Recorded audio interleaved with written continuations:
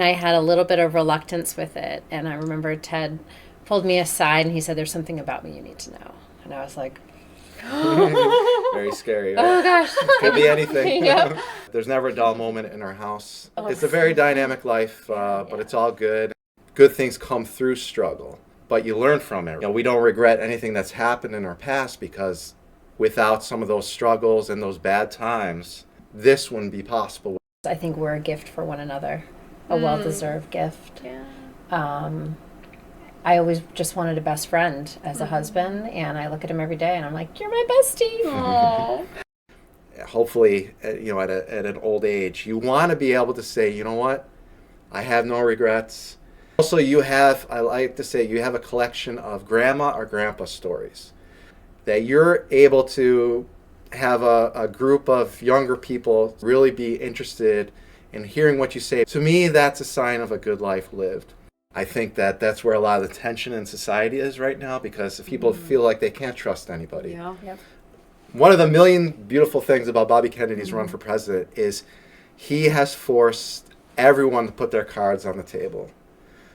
I noticed that like some people have cut me off. Like they're not talking to me anymore. I was really close friends with some of these people, and that's like, I think that's the hardest thing. Yep. That's like what makes it really difficult. Yep. Maybe it's because of that sometimes I feel like, am I right or am I wrong? Like maybe I'm wrong. I think what a lot of us have seen is that people can't separate themselves from differing values, differing opinions. Yeah. Well, I'm sorry, we're in America and we're just returning to the values of this country. Yeah. That it's the people that rule. Yeah. It's not institutions, it's not people in power, it's not the elite. We rule. But you're a brave soul, you're a brave person to do what you're doing, and we need you to stay strong. We need people like you to continue Don't question yourself. doing what you're doing, and people are slowly coming around, and I think people are really appreciating the space that people like us are creating, the space to breathe, the space to explore, live authentically, Yeah. and to challenge the status quo. It's the most important thing we could be doing right now. Their status, their position. So our resistance is a threat. Oh, yes. that nails and it the right on comfort. the head, right, Yep. right there. Yeah. I feel like the core value that brings Maha and Maga together is like freedom and questioning. Yes. Not letting people tell us how to live and restrict us in any way. You were on a guest on my podcast Ways. That was a lot of fun. This is such an important conversation, and it's at the heart of so much of what people are feeling and the dynamics that are happening right now. I've loved just sitting back and listening to what you guys are saying. If you fear something, you're not really living.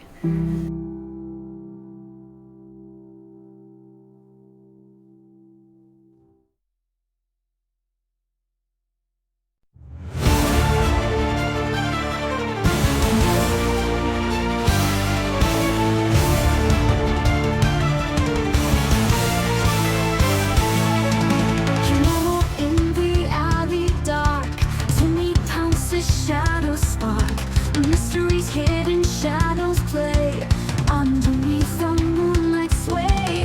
Down the endless streets they roam, whispers echo far from home. Secrets cloaked in night's embrace. Timmy's eyes sharp as space. Mysteries now unfold. Shadows whisper tales untold. Almost heart beats fast. Revelations here.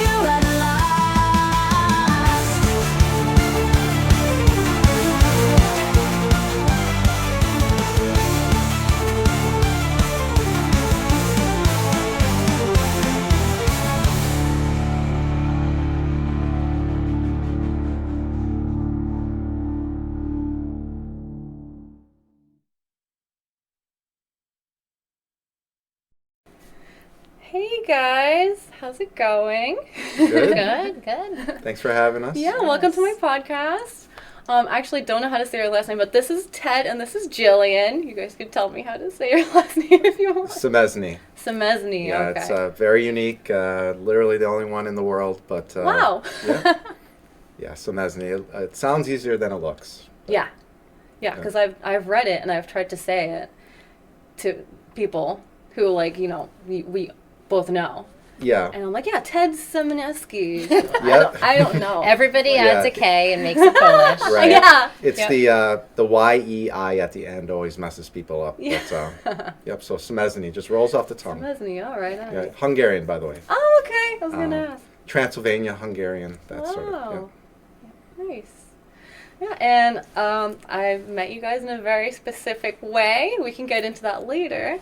But I just feel like you two are like my people. In my mature life at this point, I feel like drawn to you guys. I feel like you guys are just my people in my mature life. Yeah. That's great to hear. Yeah. Yeah. No, we feel the same way. Aw. Yep. Yep. I'm so glad. I think in the last few years we've gathered like-minded people in our life, Yeah. and it feels good. It's peaceful to know that you have friends that are like-minded and goal-oriented. Mm-hmm. Yeah, because you go through life, and I guess, like, well, I was kind of reflecting on that, like, in my mature life, because, like, you know, I've had friends as a kid, I've had, like, group of friends in my 20s, and that's kind of, like, I feel like I've grown out of those kind of friendships. Yep. Personally. I don't know, like, if everybody goes through that, but, yeah. And I would agree. Yeah. Yes. I mean, it's tough. I mean, yeah. I mean, it's, you know, you try to stay connected with people in your past as much as possible. Some people, I think it's easier than others. It's just a natural progression of life. It feels like, right? Where you just, you know, people when you get older and you start getting into different life experiences and you have different goals and different experiences. Sometimes you can just naturally drift away from people that you knew earlier, and it's not really anybody's fault. It's just that you're kind of in a different place, and so I think it's personally I think it's, you know, you try to hang on to some of those connections, but I think it's also important to continue to explore and find additional connections, right? Mm-hmm. Yeah, and I have heard and experienced that there's a reason and a season for friends. And sometimes friends will part your life with no real reason. There's no fight, there's no disagreement. It's just that their time in your life is over, or your time in their life is over. That being said, I do have my oldest childhood friend is still in my life. We met when we were 2. Wow. Grew up in different states for a period of time and then reconnected, and we're still connected. And then my college friend, who's my second oldest friend that I've known for over 20 years now. So there's definitely a reason that they are in my life, and I believe they always will be. Yeah. But as Ted said, yeah, you want to keep the connection to people in your past as much as you can, because it kind of brings you nostalgia. Yeah. But sometimes your paths diverge and you go separate ways. Yeah. So it's nice to be able to hang on to what you can, Mm-hmm. Yeah, I agree.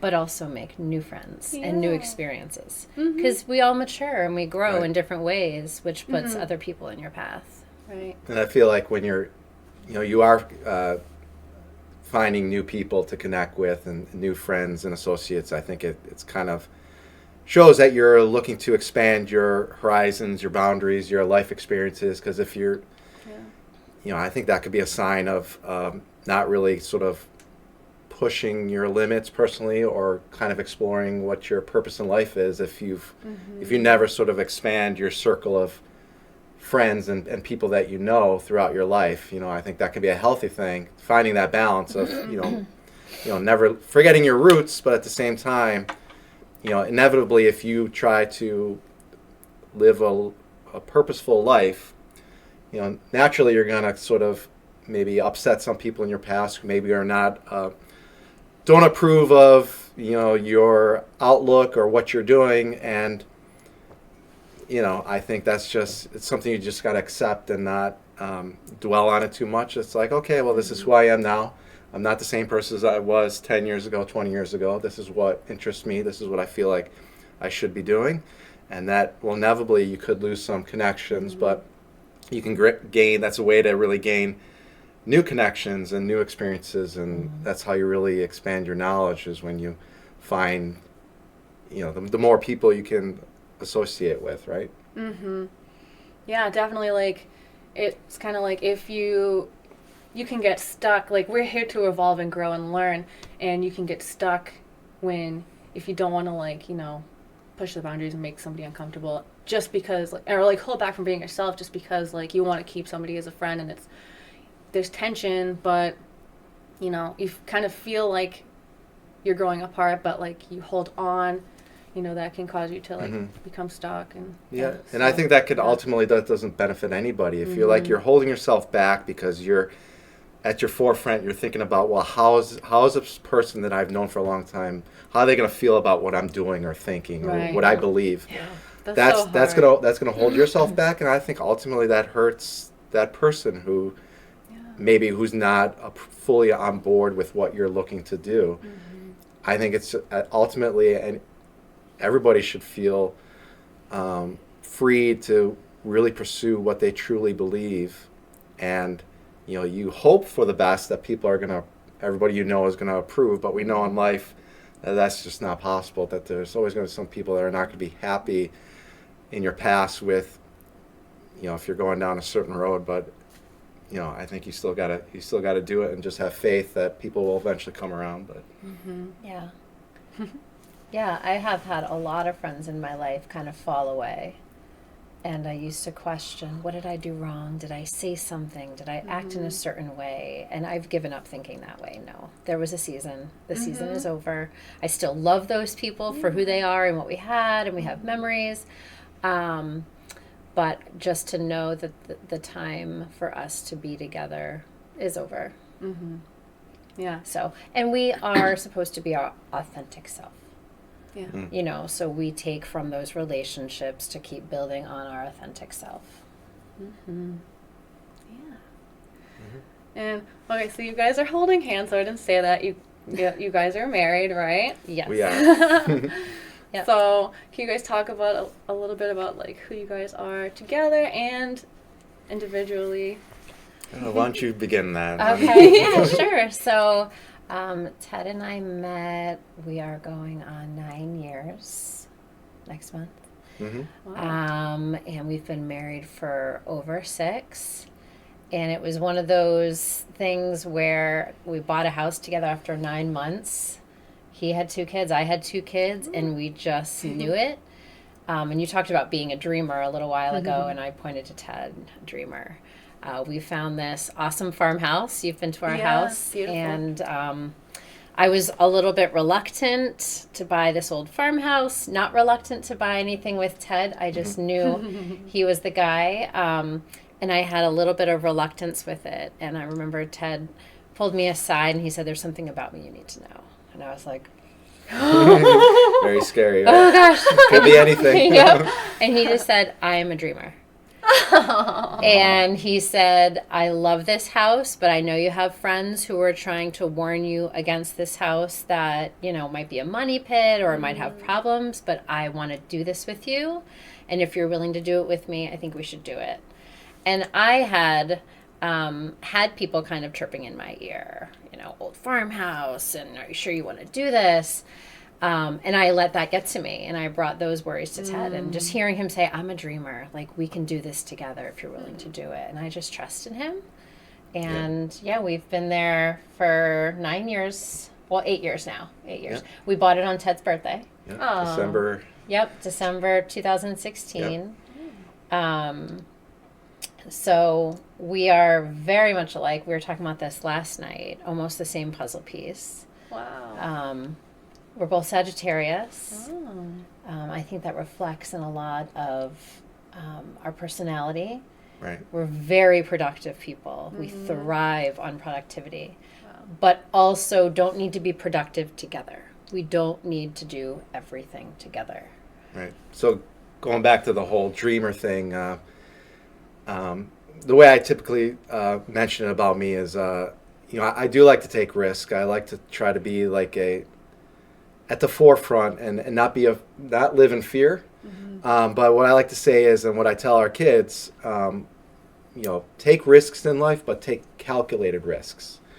Don't just be, you really got to think it through. But once you come to a conclusion and something feels right, don't hesitate. Once you make a decision, go for it. But again, as I said, calculated means you put in the work, you think about it thoroughly, you look at the pros and the cons. So you're not just taking a risk that's going to put yourself in danger, or people around you in danger. But again, once you feel something is right, and you've like I said, you've done the research and it feels right, don't hesitate. So again, this just felt right. When we got together, things came along pretty quickly with us getting together. We're fortunate enough to have 4 great kids, as she said, 2 from my first marriage, 2 from her first marriage, and they're all, the kids are all 1 year apart, basically, and they really came together. We were fortunate. That's kind of the glue of our family. I mean, the kids right off the bat really hit it off, and then they've become their best friends and their advocates. They've really pushed each other. They're all teenagers now, so there's never a dull moment in our house, between having a 300-year-old farmhouse and doing regular jobs, all sorts of side hustles, being very being advocates, doing a lot of political activism, and then again you have the 4 kids. So kids there's sports, kids so jobs. it's a very dynamic life, but it's all good, and it's it helps us be productive. Yes. As I said. Right. Yeah. So I mean, we each have our own hobbies, and we find time to do those things, but we also find time to be together, and share in our hobbies. But we also share the same love language. I'm not sure if you have done any research on love languages, but we both have the same love language, which definitely helps us always feel in contact, loved, when we, can't always, be together and talk and discuss. So, yeah. Yeah, it's tough when you don't, right? Because, then, it can cause, insecurities and stuff, and, worry, Yep. But that's awesome. No, it sounds like you guys are, the picture of, things working out for a reason. In your, in your previous life, you have your kids, you have, and then you found each other, and it sounds, very harmonious. Yeah, and, it is, but, just like any marriage, there's always challenges. It's we're both very passionate people, and we like to speak our minds. We're not shy, and I think that's a good thing, to not, if something's about, something's bothering us, something that's occurring with us. I think we're both the same way, that we will err on the side of just saying it instead of letting it fester. Yeah. So both being very passionate people, we have our moments that could be explosive arguments and so forth, but I think ultimately that's healthy. I mean, there's no matter how well you get along with somebody, you're going to have your moments that where things are not going right, and I think it's better to just emote and not be afraid to have that argument. Don't hold back, and We've gotten so much better at it too. Yeah, Communicating. absolutely. Yeah, and not holding on to things until we then have an explosion, and then we're bringing up past topics that were never talked about. So I always say that every fight that Ted and I have always leads to growth. I always feel like I'm a better, stronger person after we have a fight. Right. Because I've learned to communicate better through that fight, and Ted has learned to communicate better, or he's let me know things that I wasn't really aware of how he was feeling, and vice versa. So I never come away with a oh God, we had another fight. Right. It's, okay, what did we learn from this one? And then I almost feel like the next day we love each other even more because we have done that growth together. Yeah, so I feel like we're in a really good place. As you said, it felt like we came together for a reason. But again, I feel like so much about life is, good things come through struggle. So both of us have had, our moments in our life, lots of struggle, and but you learn from it, right? And so even though there's been, we both had a lot of negative things that have happened in our lives, we've persevered through it and pushed through it, and then so right now I would say, we don't regret anything that's happened in our past, because without some of those struggles and those bad times, this wouldn't be possible without going through some of the, the yin and the yang, right? You can't have good without bad, and you can't really appreciate the good unless you personally can. I mean, it's one thing to understand it from an abstract level, right? Or an empathetic level. Right, but there's nothing like personal experience with anything in life, right? Like to really understand something, you actually have to be there. So we've both been in, tough situations, some dark places but we learned so much from, and that ultimately has left to a place where we're very much at peace overall, where, we have a great marriage, and I think that happiness starts, we need that happiness to then be able to truly pass on some good energy and life lessons to your kids and so forth, right? Yeah. Well, and I also feel like everything that you and I have gone through before we met each other, and what we've gone through too is together, is I think we're a gift for one another, a well-deserved gift. Yeah. I always just wanted a best friend as a husband, and I look at him every day and I'm like, you're my bestie. Aww. To be able to tell him anything. I trust him more than I've ever trusted anyone in my life. I've never felt that way before. I never have to worry about anything with him. He always has my back. So. Well, I think it helps that trust to me is such a huge thing in life. My father, who passed away last year, we had a pretty explosive relationship, but he was a great dad, a great provider. He taught me some good lessons, and even though we would clash quite a bit, both very stubborn Hungarians, very passionate. Hungarians are known for that, but being passionate and stubborn sometimes. But he'd always talk about the importance of trust. I mean, you have to trust, and without trust, I really believe it. Like, if you can't trust somebody, honestly, what good are they to you? Like, if you can't fully trust somebody, there's always going to be that question mark. And to me, everything is just really based on trust in life. If personal relationships, to make any sort of positive movement or political movement or anything like that, that is really the basis of it. And I think that's where a lot of the tension in society is right now, because people feel like they can't trust anybody. Yeah. Yep. But at the same time, I also say, and I tell the kids all this, I've mentioned this to Jillian and the kids too.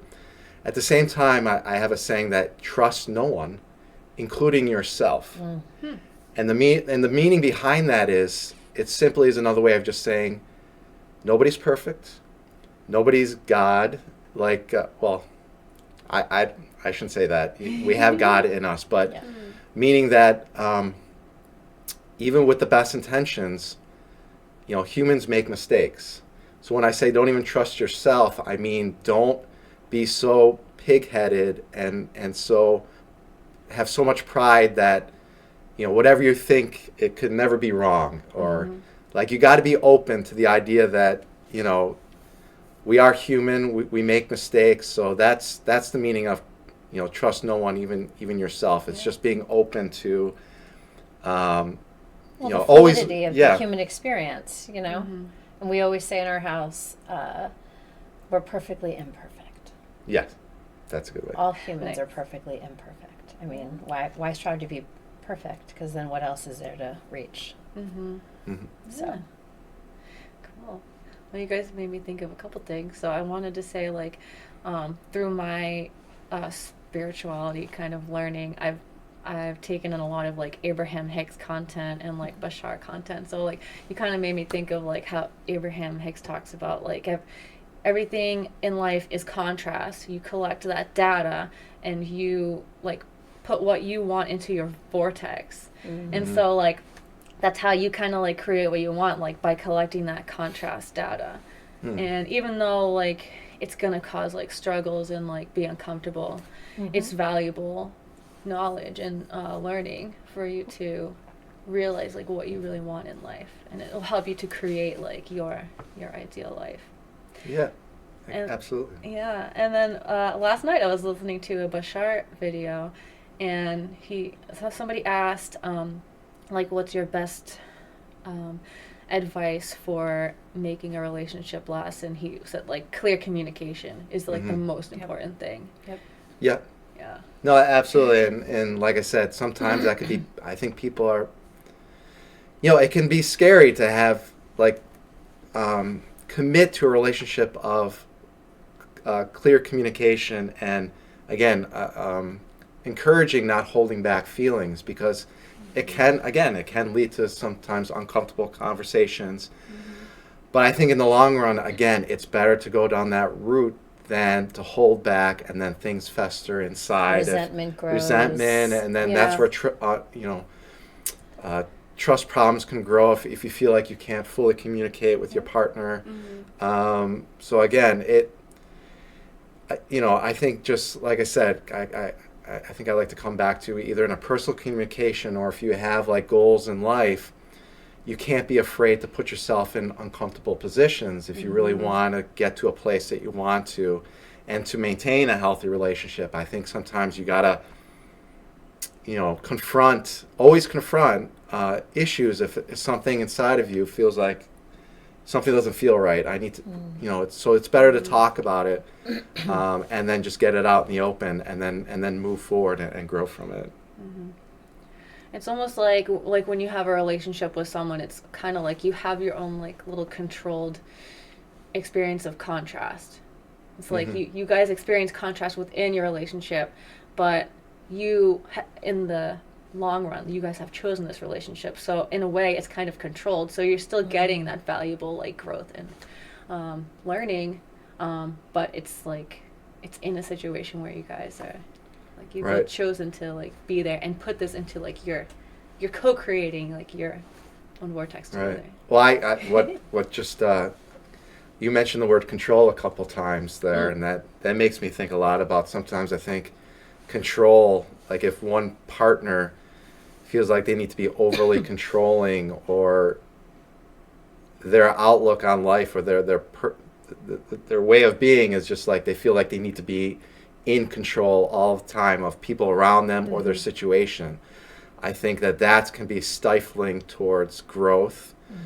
And where does that come from? I think, right? Control, it's like ultimately it comes from, I think, insecurity. Feeling out of control. Like feeling out of control. Yeah. So I was going to say fear, but like fear is kind of like the base emotion of all those like that right. stuff. Yep. So I think part of that, our dynamic is, I guess another way to look at it is not fearing sometimes things getting a little bit out of control, in a sense of you don't know ultimately where the argument or the conversation is going to go, or what's going to happen. Well, then ultimately you figure it out if you have love, and you have trust, and you have faith, and you're always you focus on, okay, you have faith in God and in your spirit, in the spirit world, that it's going to work out. Just this all happens for a reason. This all happens for a reason. Like, I think our last fight, I just started laughing because I was like, what are we even fighting about? Like, this is just so silly. But Ted wasn't ready for that.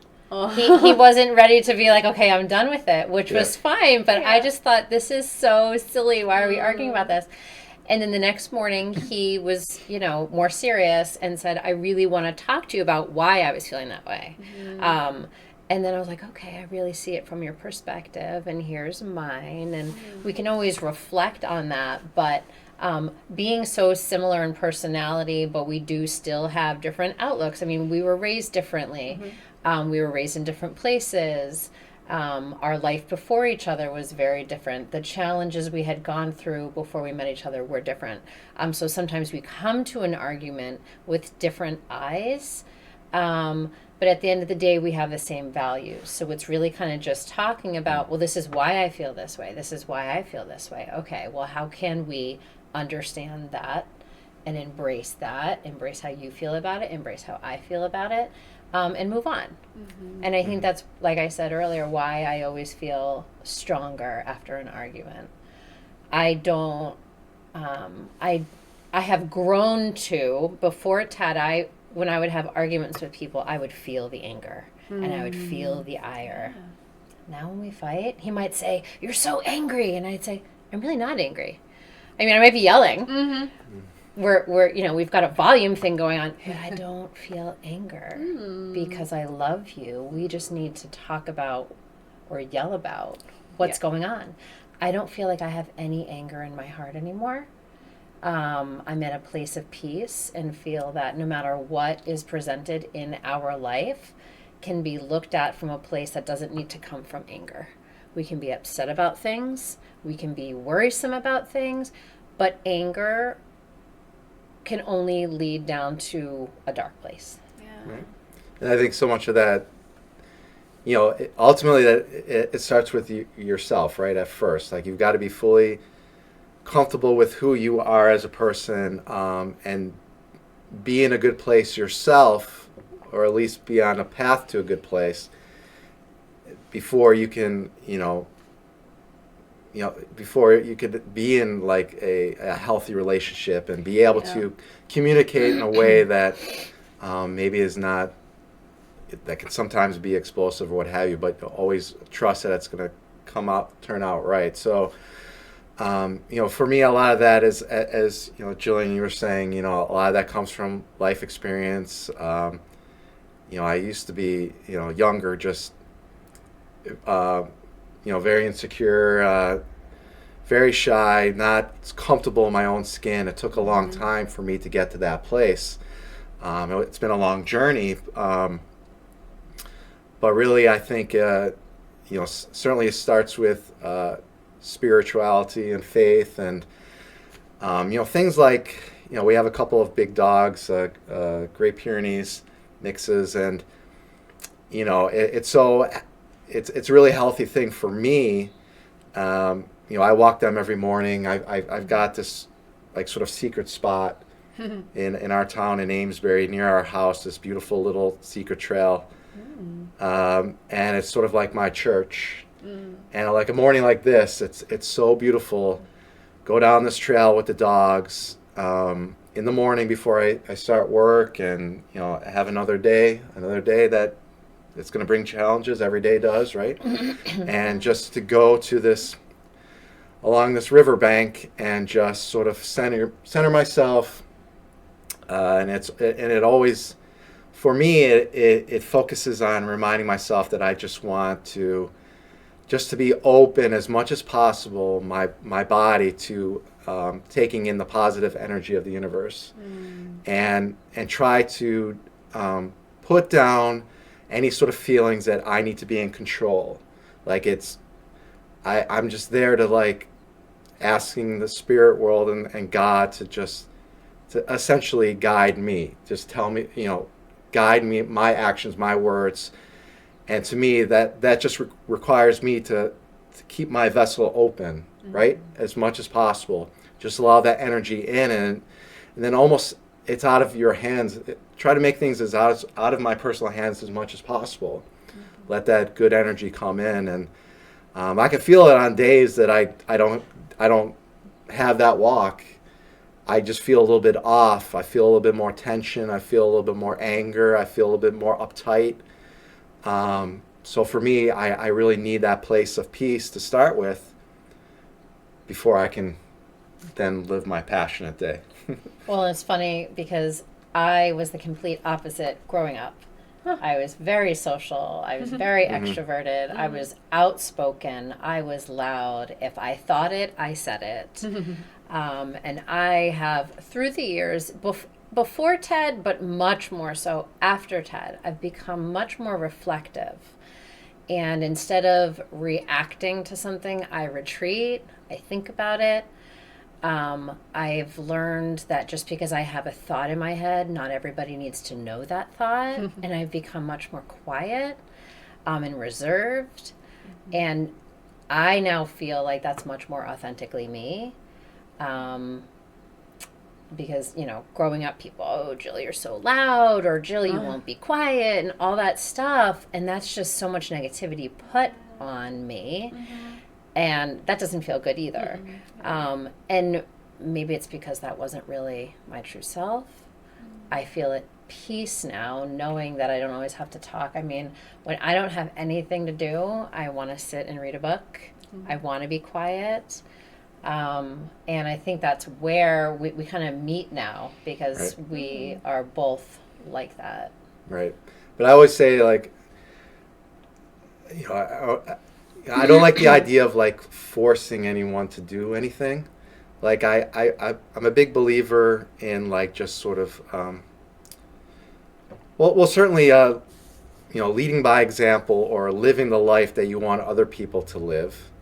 But I always say, like, there's also a part of me be like, but I don't want you to, I don't want to force anything on you, or I want you to do what you feel is right. It's sort of like this weird dynamic with me where I do, like, I'm involved in activism, and I am outspoken on a lot of things. But at the same time, there's a part of me is like, but I don't want to force anyone to do anything. Like, and ultimately, I think that's a big part of just my philosophy and on life, and how ultimately the best way to make any sort of positive positive outlook or positive change, where it's, I'll just give the example of, like, in politics, like, we're big Bobby Kennedy supporters and everything, and we and now we're on board with the Kennedy and the Trump Unity Alliance and all that kind of stuff.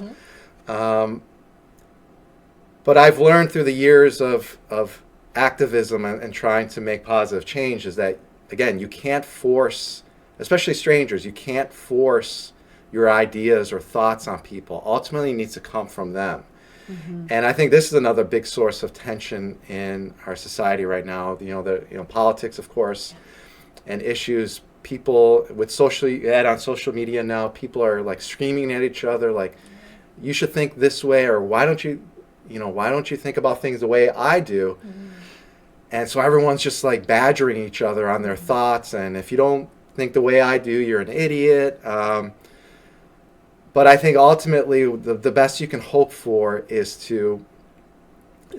basically plant idea seeds in people's minds, like, come from a place of empathy, understand that everybody's different. Everyone's going to feel very strongly about their position. But,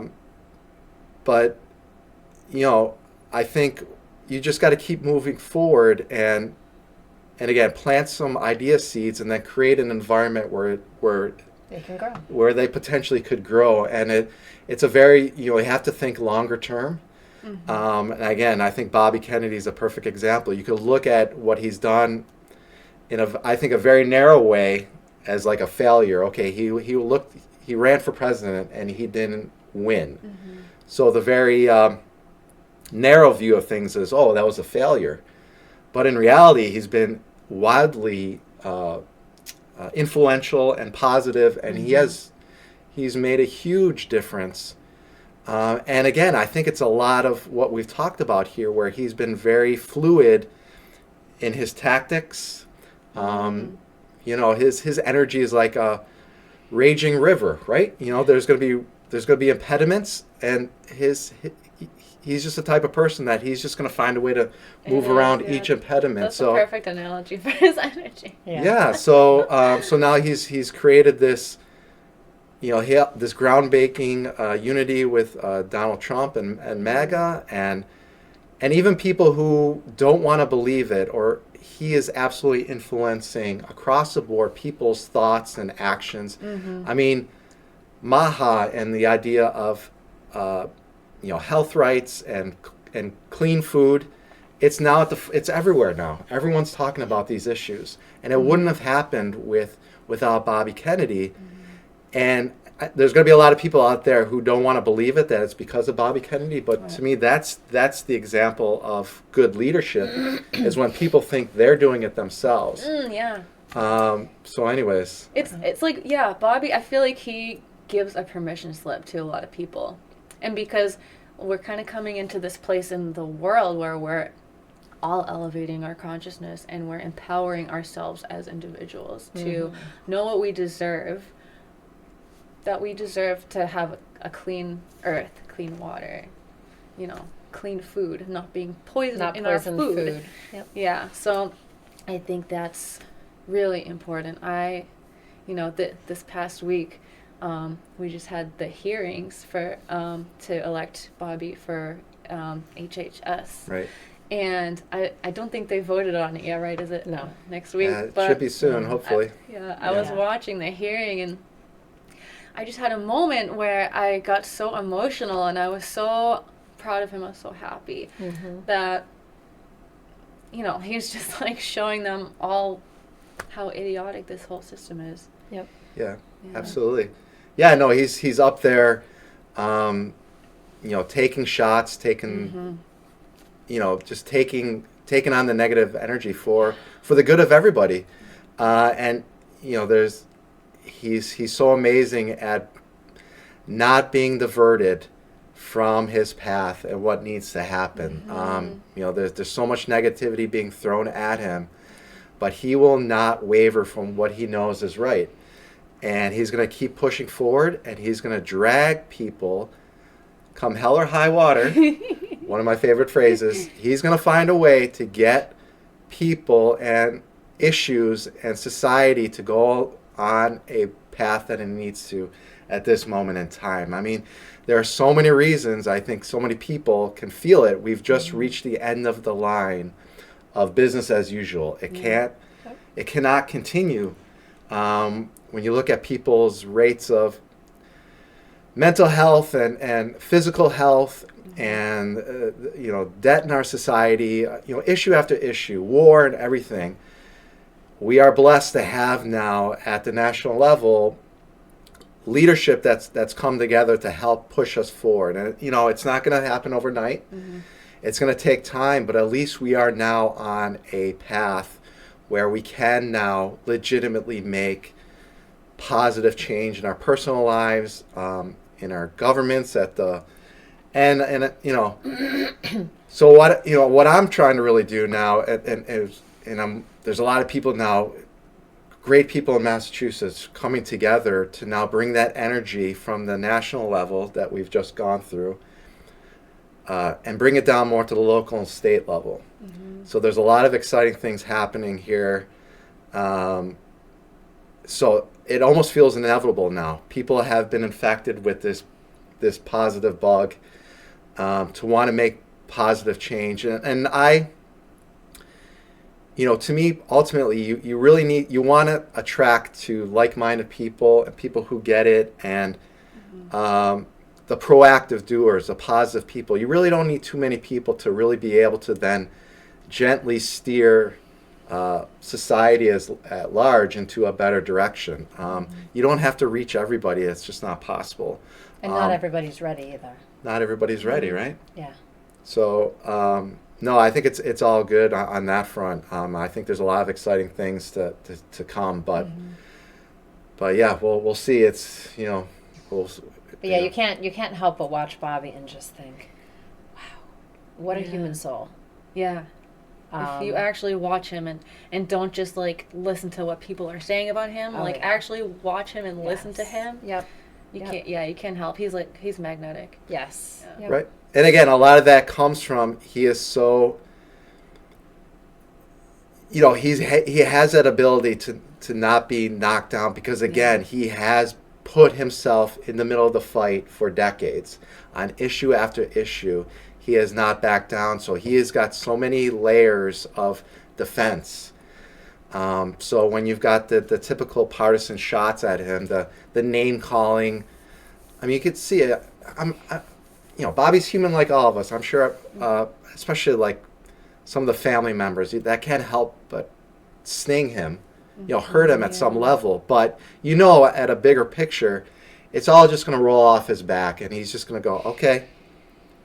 He's going to absorb it, but then move forward. It is what it is. I'm going to keep moving forward. It's a shame that some people close to me are doing what they're doing, are saying what they're saying. It's more of a reflection of them, though, than of Bobby. Yeah. That's the thing. He's what I've said over the last 2 years. One of the million beautiful things about Bobby Kennedy's run for president is he has forced everyone to put their cards on the table. Yeah. No one can hide anymore, especially anyone who's trying to be an influencer at the national level. Like, everyone's being exposed. Like, we know now, are you a genuinely good person? Are you a genuine person who's trying to make positive change? Or has this been a game all along for you? Like, have you been someone who's just trying to enrich yourself? With Bobby being so out there, so outspoken, so honest, so brutally honest on issue after issue, and being so principled, you can't, and it being out there, everyone has to react to it, and you're either going to react positively, or you're going to now be like a toddler, throw a tantrum, so anyways, there's so many things that could be said about him and everything related to it, but. Yeah. I want to say, if I can, how I kind of got involved with Bobby. I don't know if you guys know this, but I wasn't super involved early on. It wasn't really until this past spring or summer almost that this shop in my town was having a watch party, and I knew Bobby Kennedy then. I knew he was running, and I really found out about Bobby through podcasts. I have to credit podcasts with opening me up to that world, because I saw Bobby on Aubrey Marcus's podcast. I don't know if you guys know Aubrey, but Aubrey loves Bobby so much. He endorsed him right away on his podcast. He's you're my brother. He's crying with him in his interview. It's just that I think that really sold me on Bobby, that love that they kind of shared together. And then I also really like Charles Eisenstein. He's a philosopher, and so this event at the spiritual shop in my town, Circles of Wisdom. Circles, yeah. Yep. She was hosting a watch party for it was Earth Day, and Bobby was talking, and I think that was the day he announced his VP pick, and also Charles Eisenstein was talking. So I was like, oh, I want to go and see that. I don't even know how I ended up getting that email. It was totally random. I found out about that, and I went, and then I met the owner and Kathy, and we started talking more, and she kind of she was looking for people to volunteer and help, so that's how I got roped in. I didn't really plan to be involved in a campaign or anything, but you got guided into it. I definitely did, and I'm I love all these people, so yeah, no. And that's how we met each other. You it came is, to yeah. our Bobby party. That was the next thing. I went to, you guys hosted. Yeah. Yeah, a party for all the people who had been volunteering all along, which I wasn't really, but I went to the party anyway. Well, I think we did volunteers and supporters. Yeah, Okay. it was basically just a hub for anyone who was interested in talking and learning more and meeting. And on the same day of our party, he had done the addiction documentary, Right. I think it was. That So we was all a great sat watch. together in our playroom and Yeah. were able to watch that with everybody.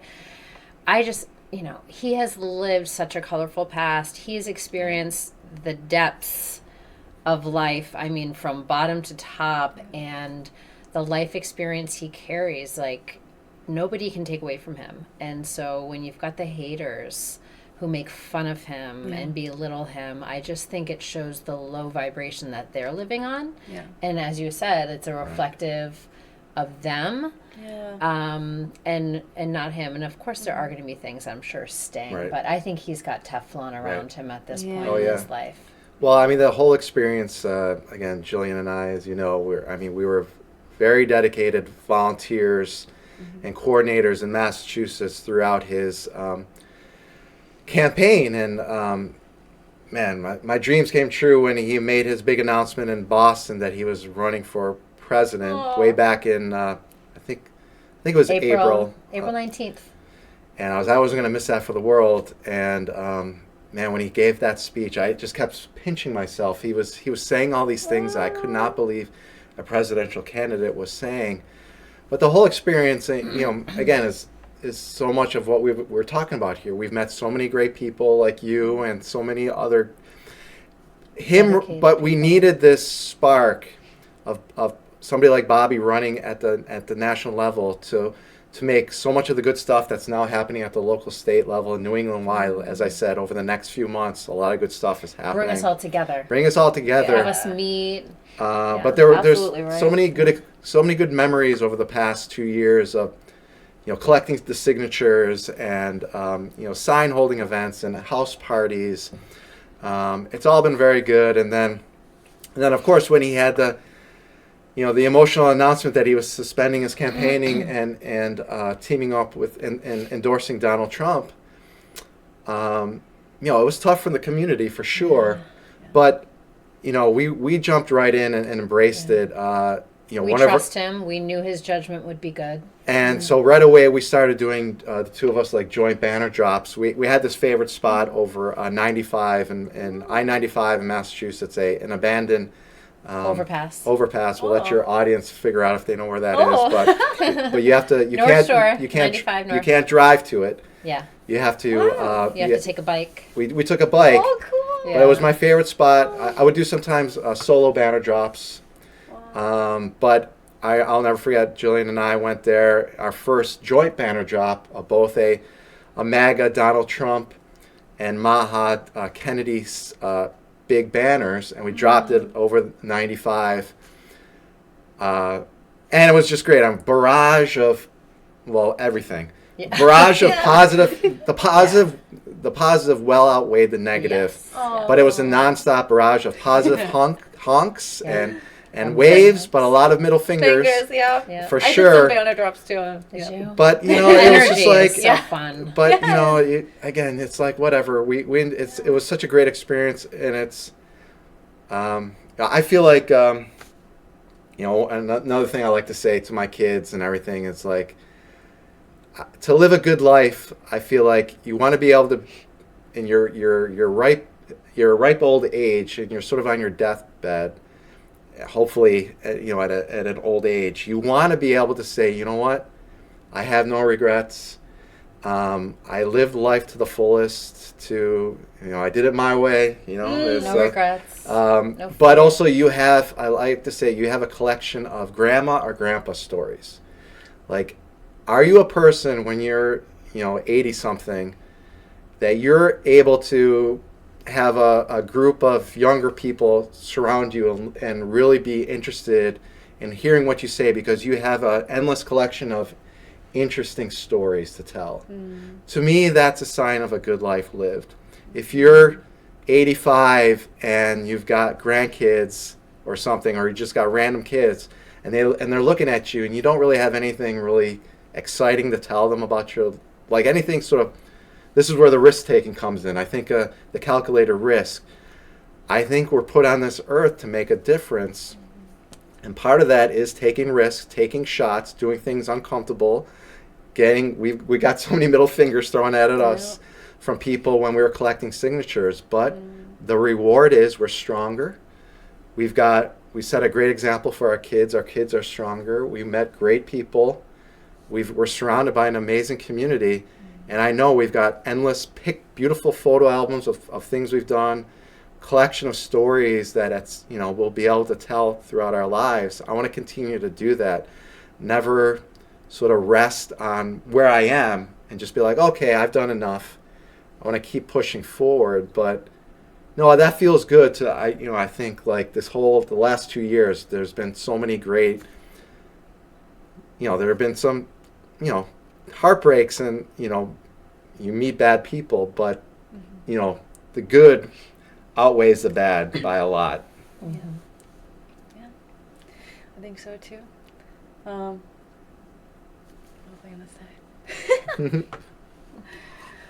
Well, there's so much that could be. Well, there is, yeah. But That's the thing about being a podcast host is like I want to listen to your whole response and I think of so many things while you're talking, but then like coming back to one of those things and then I have ADHD, so. well, I can So you're like, you want to make the notes, but you don't want to make the notes. well, I can understand what you're saying because I do. As you know, I have. You have a podcast. I have a podcast Yeah. too, so I'm used to being on the other end, asking the questions, and it is challenging in the sense of you have sort of questions you thought of ahead of time, but then also you want to, and then when I'm interviewing somebody, it's like, and they're talking about something, I'm getting a whole flood of thoughts about, I want to follow up on this and that, and but yeah, no, it's all good, and well, thank you for, by the way, inviting us on to do this. We're happy to do this. So as you said, you've got another season here, and you've got all sorts of other, I imagine, other guests coming on as well. Or? Yep. This is my second season. Tomorrow is the first episode release of the second season, and that's going to be my episode with Sharon, who is an organic hair care stylist, and she has her own organic hair care salon, and we talked a lot about like salon services that are like totally toxic, and like she couldn't get away from all the toxic stuff, so she like had to go and open her own salon. I would love Sharon's number. Sharon's great, yeah. I have, ever since COVID, stopped all hair care on myself. I've also just realized in life what I don't need, and what I don't need to spend money on. But often my daughter will say, "Mom, you looked so pretty when you had blonde highlights, and did you ever think about having them again?" And I just said, with COVID, we all went without our highlights, without our haircuts, right? And I kind of just embraced it, and I said, I'm starting to get gray, and maybe I'll embrace that. But then I've also been thinking about, maybe that'll make me feel older if I start looking older, and maybe I want to get highlights again. But then I would say to my daughter, but it's just not good for you either. So, do I sacrifice putting that stuff in my body so I look better to feel better? Right, yeah. So to know that there's actually someone out there who went through that and then opened a place for people like me who would like to do that maybe, but it's healthy. Because I see kids, again, like Ted said, we have 4 teenagers, so we're constantly in and out of schools with sports and all that, and I just see young girls younger and younger putting hair products in their hairs and dyes and highlights, and I just think, oh my gosh, it starts even younger, and those things aren't healthy, but unless they're made of aware, it's not in their conscience, to look into those things. So I kind of want to be a role model for our girls too, and say, well, you don't need those things to feel pretty. It's Well, it's a balance. It is. That's a perfect word, balance. I was just about to say it. It's trying to live a healthy life. It's again. Another theme that I think we're saying a lot. It doesn't happen overnight. There's so many things on a day-to-day basis, foods and products that we put into our body. But there's so many factors. There's costs involved. There's the research. So it's just, again, that's where I just kind of put faith. You just place it in faith that, okay, I want to live a healthy life. I know, but I got to trust that. Just let it happen organically, over time. Because, it can be more expensive, although you can find deals. Yesterday at the grocery store, Ted usually does the grocery shopping at one store. Sometimes I'll go to Market Basket and find other things. But together, I grabbed a gallon of ice cream for the kids, and Ted's like, well, that has high fructose corn syrup in it. I'm like, I want the kids to be able to enjoy ice cream, but then, Ted is almost my conscience in that way and saying, okay, they can enjoy ice cream, but there's a healthier choice for that. Right. Right. It's, and, so starting at the bigger picture. So, of course, we got this system where our government and our system sort of makes it cheaper and incentivizes bad products, high fructose corn syrup, chemicals in our food. And unfortunately, hopefully we'll be on the road where the government starts promoting more regenerative agriculture and organic eating, and will give more subsidies to that type of food system. But that's why, when you go to the grocery store, it could be overwhelming when you start getting into the whole, all right, I want to eat healthy, I want to eat organic and non-toxic. It can be tough because it is more expensive, and you've got to really be careful of reading labels. But you can't be militant about it. Like I try to buy as much organic and local as much as possible. Although I place more emphasis on local food as opposed to organic. Like we get all our meats from local farmers market.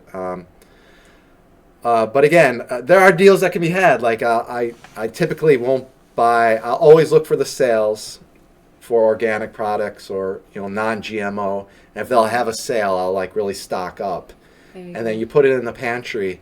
So that's definitely a way to try to do it. Try to save money, but it takes time to navigate everything and then figuring out what is healthy, what is not, and this says it's all natural, but is it actually healthy? And you find out sometimes it's not. There's so many like bait words that they have that are like, like free range, or like, what does that even mean? It's like some kind of fake. Doesn't even actually mean anything, What we look for is non-GMO, those little tags on GMO, but the same product in a different flavor. One would be GMO, non-GMO, and one will have bioengineered products in it. So going to the supermarket with the kids after, what did we watch? Food Inc. with them a couple of years ago. So then we went to the supermarket with our kids and we're like, okay, goldfish, Cheez-It, graham crackers out the door. They're like, what can we eat? But it's those things that you raise your kids on goldfish. You grab a bag of goldfish and a water bottle and you head out for the day. Those things I think we've all been tricked into thinking are healthy because there's no, you would think, oh, there's no sugar in them, but they're processed and they're meant to be addictive. Right. But we're always like, again, like it's a balancing act as parents. Like you want to give advice and you want to like tell your kids to do certain things, but you can't be like over aggressive. Yeah. Like, Guide them. Knowing somebody like me is like I'm a person who doesn't like to be told what to do, and I could so you got to be careful like with the kids. Like I don't want to be like come down on them super hard. Like you can't eat that ever because it's there's bad ingredients in it.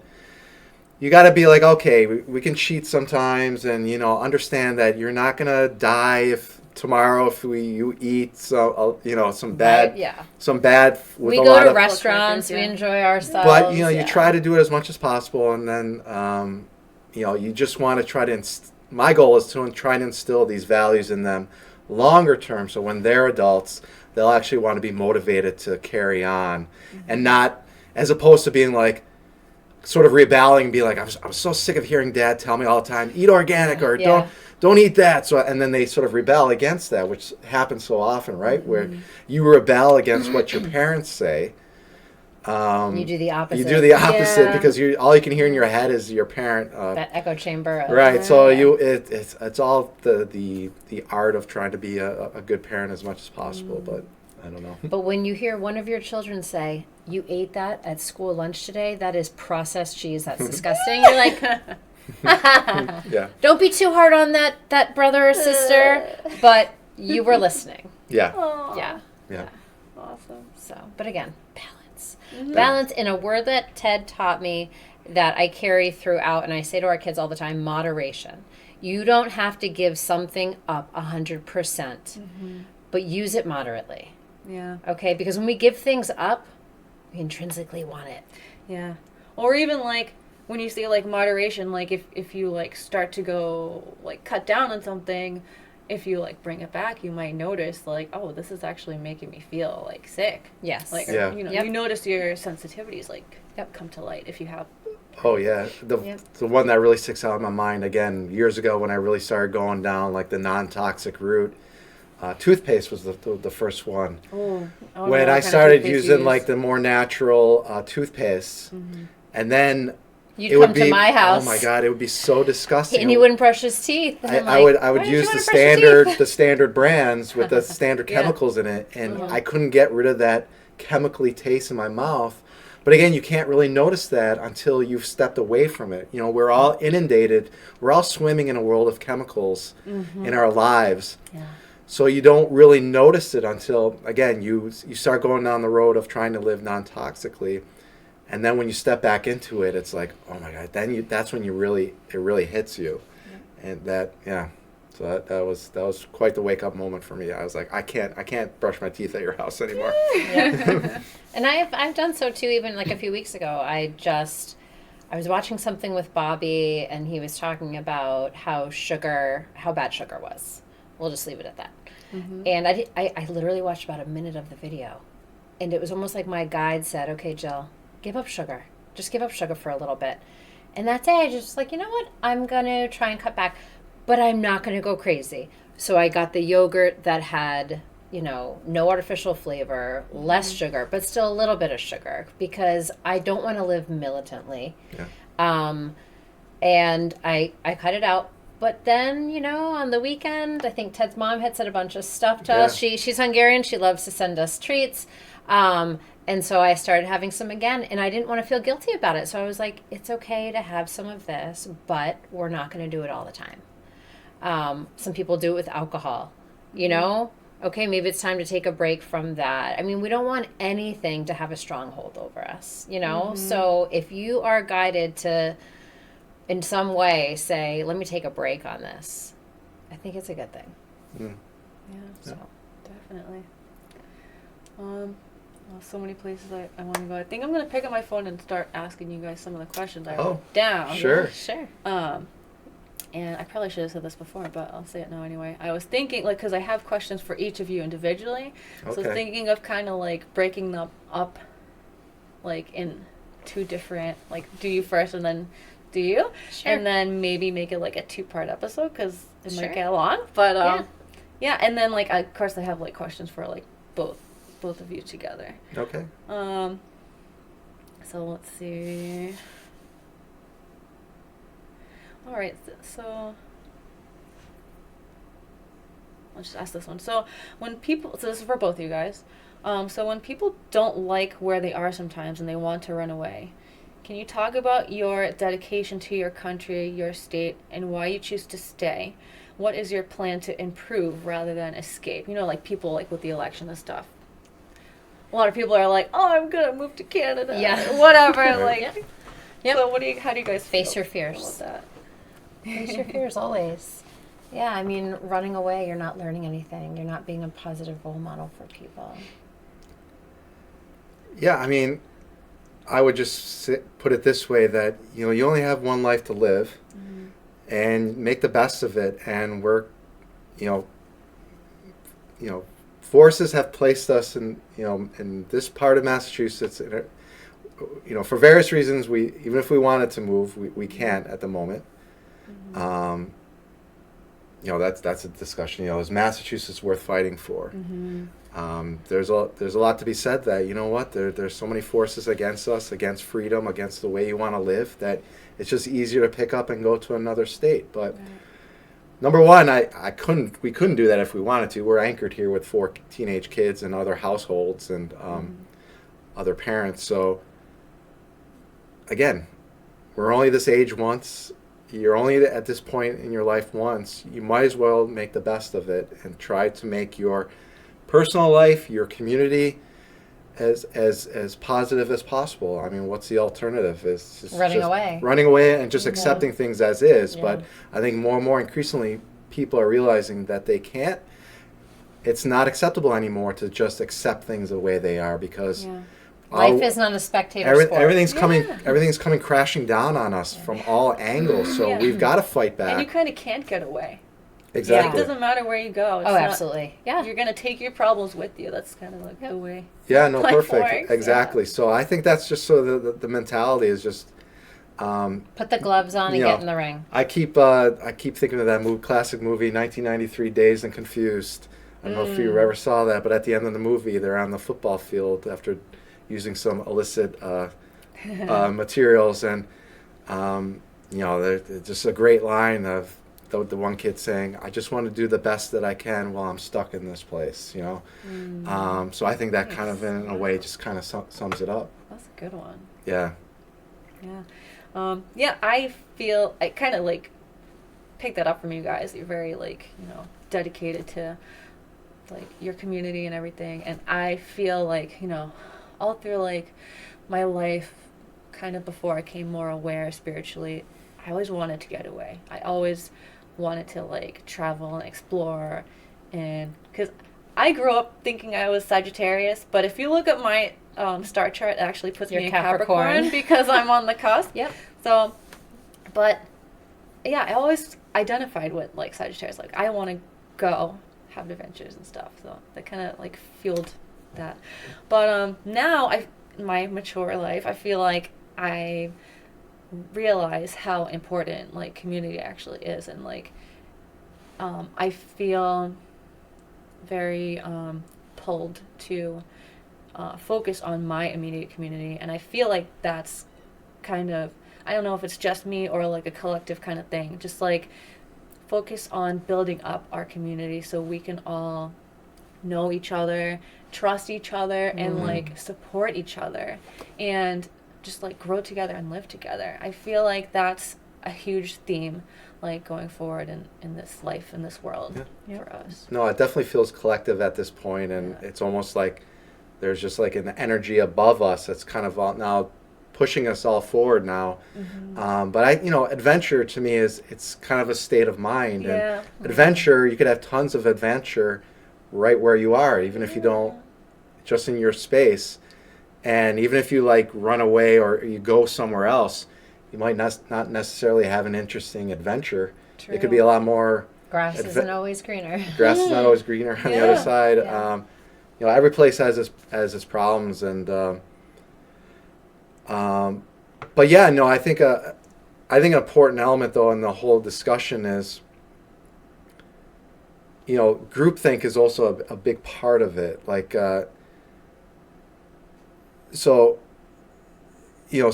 if you want to, it's a fine balance between being part of a group, but also staying true as an individual, and sometimes stepping out of the groupthink that ultimately will help the group. And especially in like a state like Massachusetts where you have like this dominant one-party mentality, it's so easy for anybody who says, you know what, I want to get involved in my community, or I want to get involved politically. There's such this dominant like establishment party and narrative that so often a person will just automatically get sucked into that like one point of view and one narrative that unfortunately people don't realize oftentimes is kind of the narrative and the plan of action is essentially set in motion by a small handful of people at the top who maybe not necessarily have everyone's best interests. So it's a balancing act that yes, definitely encourage people to get involved with their community, but be careful. Have one foot in a group, because you can't do things on your own. You do want power in numbers. But I always feel, as someone who's always felt very strongly as an individual, you always got to be careful and always have your foot and part of you outside of any group, because you want to maintain your individuality. And that could be beneficial to the group as a whole if people are coming at it from both working together cooperatively, but also maintaining your independence. And again, I see that so much in Massachusetts. People just get sucked into that dominant establishment narrative when they want to get involved, and that's not ultimately good. Yeah, that makes sense.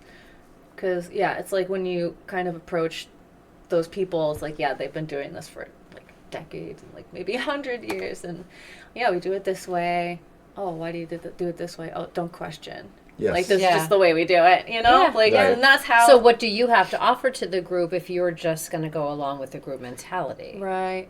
Yeah. Yeah, so I think that's definitely a key balancing act to always, and it's difficult to maintain. I mean, the pull of the group is so powerful, and to just be like, to go along to get along, right? And sometimes it means stepping on the toes of people that you Beliefs. respect and that you're working with. As long as you have respect, I think that's a good thing, and it could be fine to try sometimes to do something different. Yeah. Yeah. Now that like you brought that up, kind of made me think of like different experiences in my life, like different jobs and stuff, where like I've kind of like gone along with things like just because it's the way they do it. I'm sure everybody goes through this like at a job or at like anything else. They say this is the way we do things, and you know, sometimes like if you don't like it, you might be like I felt like brave in some certain situations, and I would like challenge things, and it like I've had experiences where like I've challenged or I've like questioned things and they come down on you, or like they like one specific example is like I made a suggestion. All of the management team got in this tiny office and they called me into a meeting, and it was like all the managers and me, and it was basically like they're like how dare you like Yeah. Yeah. and it was like I like shit my pants. I'm like, okay. Remember, you are a cog in a machine here. Yeah.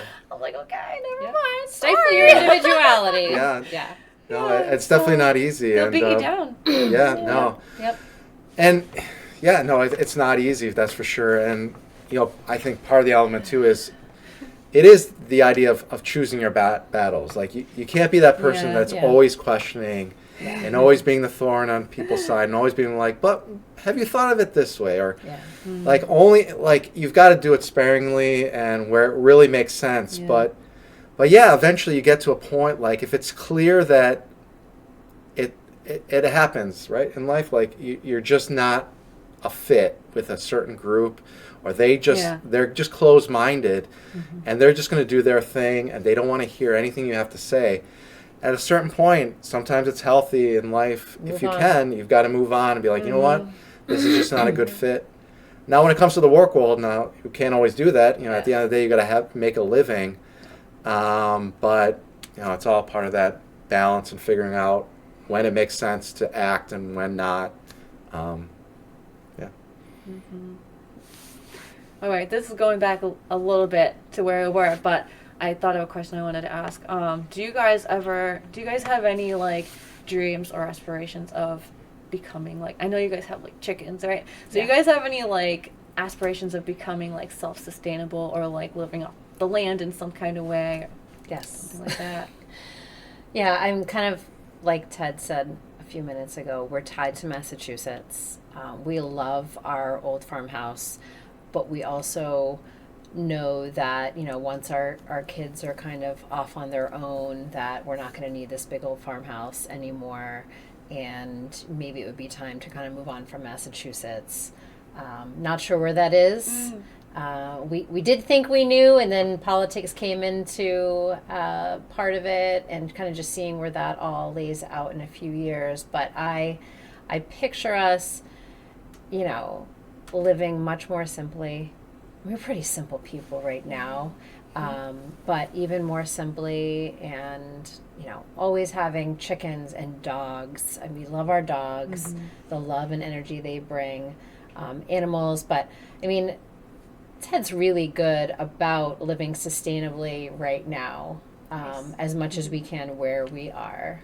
Yeah, so this is a perfect example of something that you got to have the long view. I mean, to truly live off the land, I mean, I don't envision us ever like being the super hardcore, like unplugged, completely self-sufficient. Yeah. I think you almost have to be born into a family like that, because there's so many skills you have to learn, and it's so hard. Like when you're living day to day, again, full-time job, kids. It's hard to find the time to learn all these skills that are needed to fully be like self-sustaining life. Yeah. So Something again, breaks, you got to know how to fix it. You're right. So that's like a decade-long thing. But yeah, our goal is to continue along that line as much as possible. I could see us continuing. You know, we've got chickens now. I would love to have additional animals someday down the line. But again, when the kids are already out of the house, you know, maybe I'm getting closer to retirement from my regular job. And we've traveled a little bit travel together. a little bit, but yeah, that would be a great goal to strive for. Certainly, we see ourselves, but love animals. But life has a funny way of Guiding you. Well, guiding you and like your best laid plans. Yeah. Life could be like, oh, sorry, you're not going to be doing that. Yeah. And ultimately, where we ultimately end up, our forever home or wherever, probably a lot of it is going to have to do, what are our kids ultimately going to settle or what they're doing with their lives. But yeah, no, that is definitely. Well, we're not city people. Right. So there's no reason we can't have animals no Right. matter where we go because we will not Right. be in a city. Right, but having a small flock of chickens was a good baby step. That's definitely a good start.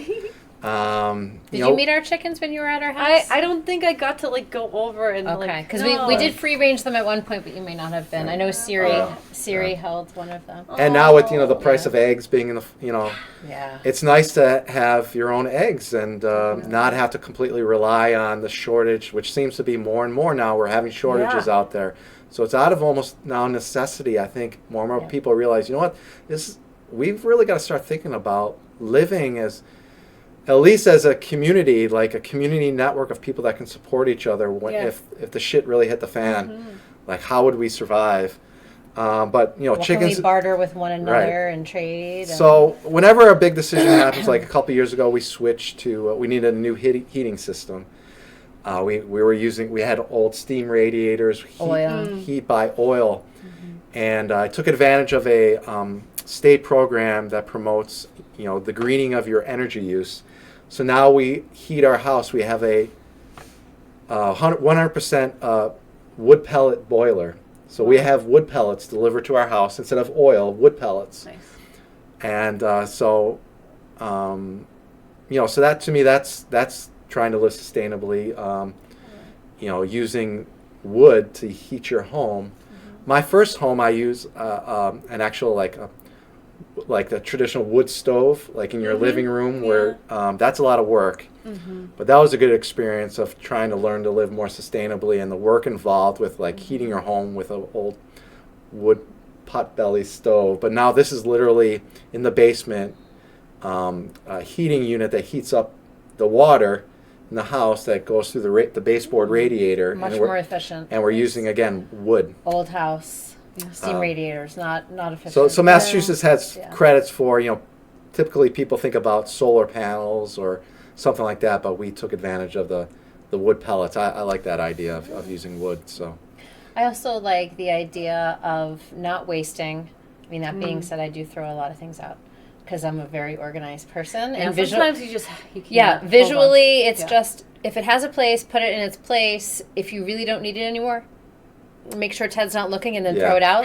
That's one of our kind of buried in the trash. Put some stuff over it, and then he'll never know. Yeah. I like to say, hold on to things, and then it's like, and I just say, she's constantly where organizing. are we going to put it? Where are we going to put it? So like a daily thing will be like, Jillian, where is this thing now? Like where have it was you over moved there. it? Yeah.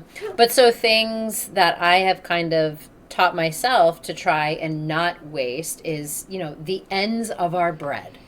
I just make breadcrumbs. Oh yeah. Put the bread in a Cuisinart, put it in the oven at like 210 for a few minutes, and then put some spices in it, and you have your own breadcrumbs. So you're not food. I don't like to be wasted. Nice. Yeah. Same thing with Ted. I mean, our kids know we eat everything on our plate. But that brings up. Yeah, thank you for mentioning that, our compost pit. So, all food scraps. We got one for our vegetable garden. We have a compost specifically for there. And then we got a really big one. It was an old grain silo, just the base of it. So this big pit that we dump everything in that I wouldn't use for a vegetable garden because I don't trust what was there before we moved there was in. some trash in there. So. But toxins. all our food scraps turn into nice compost that we'll use in, all sorts of ways around the property, fill in holes or. It also feeds the crows. It feeds the squirrels. Whatever animals find their home in our barn. We have a cat we call Barn Kitty that lives in the kind of the basement of the barn or underneath the annex of our house that we don't feed, but finds food in our compost. So. Yeah, not wasting is really big. Yeah, the basement of our barn underneath. Yeah, we got like a whole collection of. We got a barn cat and skunk family, and You'll smell a skunk and you just know somebody had a fight for territory. We say all sorts of different little critters that run out of there. I know it's going to be a tough year though for vegetable garden. When I see a groundhog come out in the spring, I'm like, they're the worst. They will destroy your vegetable garden. And that's all the learning experience of trying to live sustainably, grow your vegetables. That is a lot of work growing vegetables, but it is very rewarding. We have a freezer full of. I will literally just grab excess tomatoes and just pull it off the vine and literally just throw it in a bag and freeze it. Like, I don't bother with canning.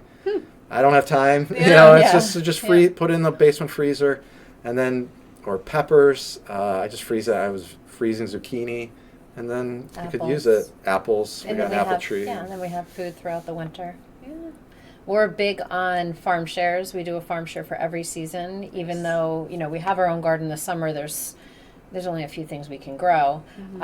So every week we go to our farm share and get vegetables and that kind of forces you to eat healthy because it's like, okay, you got to eat this food Awesome. So you told me that you like to learn a lot of different skills. So is there anything that you guys didn't already mention that you have learned that you think is really important to pass on to your kids and the next generation, and like make sure like people know in the times that we're in and going into? Well, why don't you talk about like a woodworking? Yeah, sure. So I think it's important to know how to swing a hammer, men and women alike, kids. I think anything that you can do at home without having to hire somebody is wonderful. That being said, we love supporting, local people who have jobs that are a necessity. We also know, there's things out of our purview that we can't do. But if you can, Ted will YouTube anything. He will often, why call somebody? Let's YouTube it, And so to show our kids that we always try something ourselves first. So we have an old barn, like we've said. I love to paint. I do interior painting, and I also, the last few years, have done furniture painting. So keeping something out of a landfill. I'm on a website where these people make beautiful things. It's not my full-time job, but it's definitely a niche that people have gotten into. Instead of particle board and everything's made of crap now, nothing lasts. So to be able to reuse things that are 50 years old and repaint it and give life to, I love. I'll often share, whatever I redo, I'll show the kids so they can see. We're always talking about what we do in our free time with our kids. We'll sit down at the dining room table, Dad worked on a podcast today, or he wrote an article about that. But Jillian's really good at. It's been really helpful with our finances. Furniture refinishing. So a typical weekend, I got an old truck. We'll be driving around. Someone's got an old dresser on the side of the road. We'll, slam on the brakes. We'll take it. This is where it's helpful to have an old barn. Jillian's really used it so much. She's refinished so many pieces. So that's a good way of living sustainably instead of buying something new. All the furniture in our house is pretty much like that for the most part. Like, we've saved a lot of money.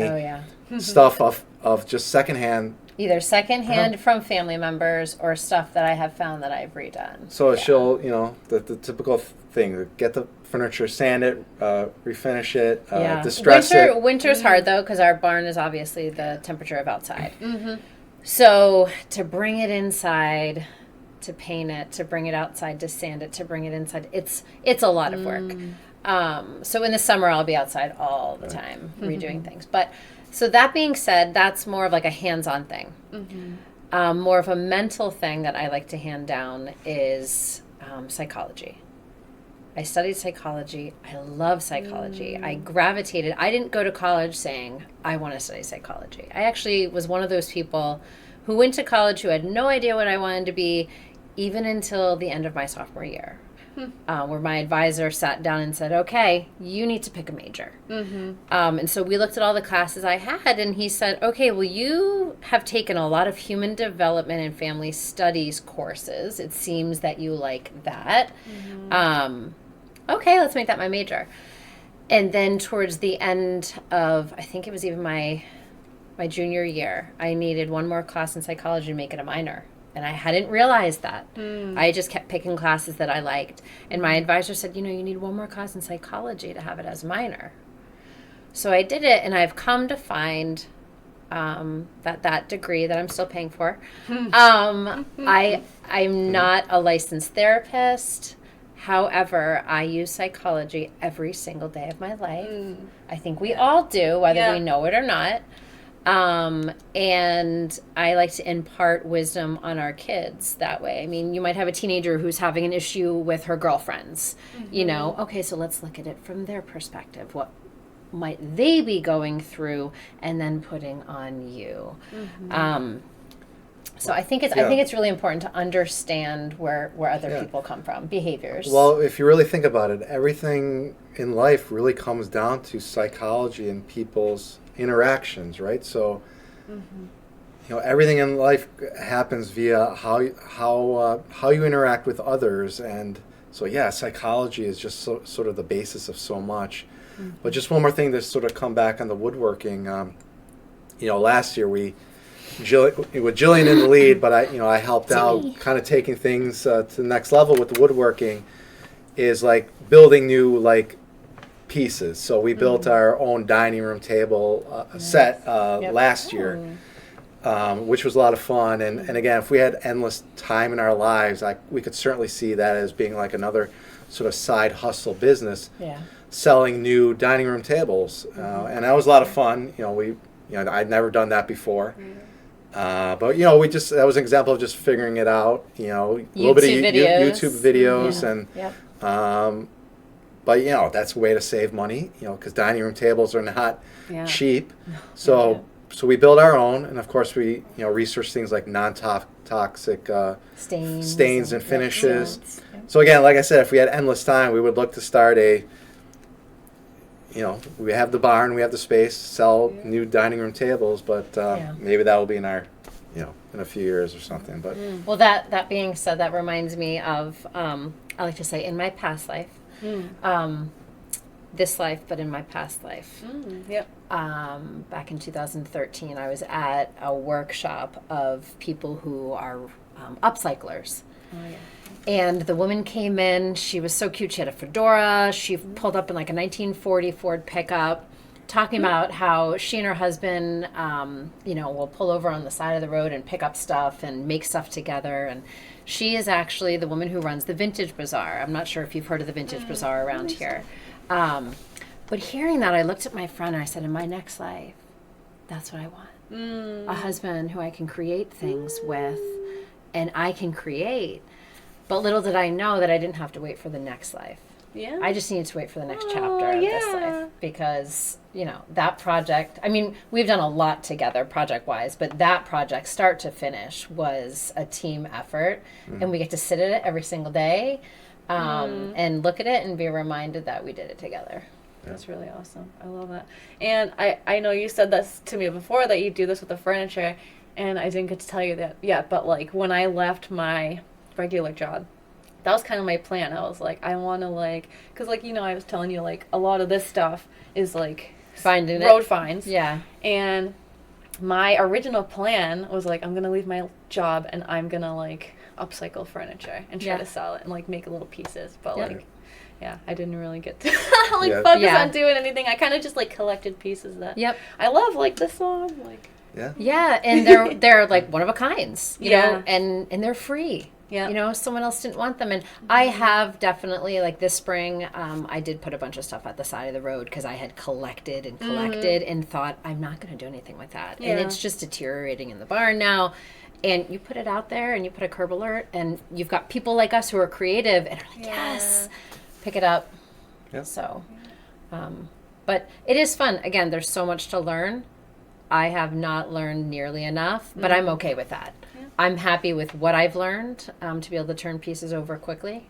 And it's got to feel good, right? Like the energy. she'll get people coming back, be like, "Thank you so much. I love this piece you did for me," and they'll send pictures to Jillian. And, or I'll send pictures to them. So if I buy something like an old dry sink, and I redo it, I'll send them a picture of it redone.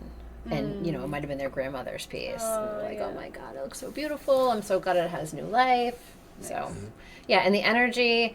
It's not even about a money-making endeavor for me. It's more of the energy of taking the piece, giving it life, and moving it. I love the flow of things. Yeah. That's be really good, like symbology, like in life, just like that energy moving. Yes, it's gonna help energy move like in every area of your life. Yep, that's awesome. Yep. Let me think of another question. Something else you talked about in your email. I can remember. Mm-hmm. Well, while you're thinking about that, I'll just add about the dining room table. The dining room table is so important for our family. We really, I love to cook dinner. That's my time to sort of after work. The work day is just I love putting on music, have a glass of wine, whatever, cook dinner. That's my way of de-stressing from the day and the world, and just. But we have family dinner every night, every time we have the kids, and it's just so important. The dining room table is so symbolic for us. The discussions. We from the beginning when the kids were young, we didn't shy away from like talking about advanced topics, like not coddling their minds with like being like, oh, they're too young to like think about those things. Of course, there are lines to not cross, obviously. There's a way to help them have robust. I think it's so important to have robust discussions as a family again, and encourage them. It's a way for them. They feel very comfortable as much as possible. I think as teenagers, to talk to us about things in their life, and I am proud of that. I feel like that's very important. Like not everybody has that. I think that.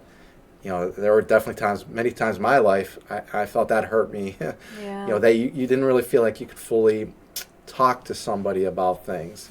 So I think that's really helpful for our family that we've got this dinner table that everyone feels comfortable talking about, maybe if it's an issue of their life, a challenge. Or arguing. We've had arguments. We just had one last weekend. Right? But it's okay. But listen, look eye to eye and talk about it. Yeah. And talk about deep conversations, at a philosophical level, or I want these kids to be aware of what's going on in the world, politics, issues, everything's on the table. So again, that's all symbolic of this dining room table. That it felt good to be able to now have that that we built together. Never done it before, and that's hugely symbolic. I feel like energetically it's really awesome. And I can relate to you like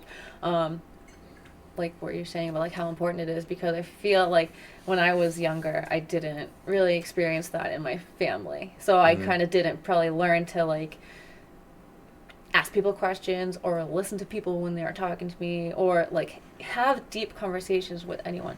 I feel like that was kind of like a deep like issue within me, is that like I was craving like depthy conversations and like knowing people in depth and experiencing deep connection with people, and I didn't really get that like at all. I feel like growing up, like I didn't really experience that until I kind of like was like, okay, I want this, like I'm gonna make it happen for myself, like I'm gonna put myself out there, and that's kind of like how it happened for me. I think it also goes back to that friend conversation we had earlier too. Like once you decide, okay, the people in my life right now are not this deep connection, deep level conversations, and that's what I want, that season is over.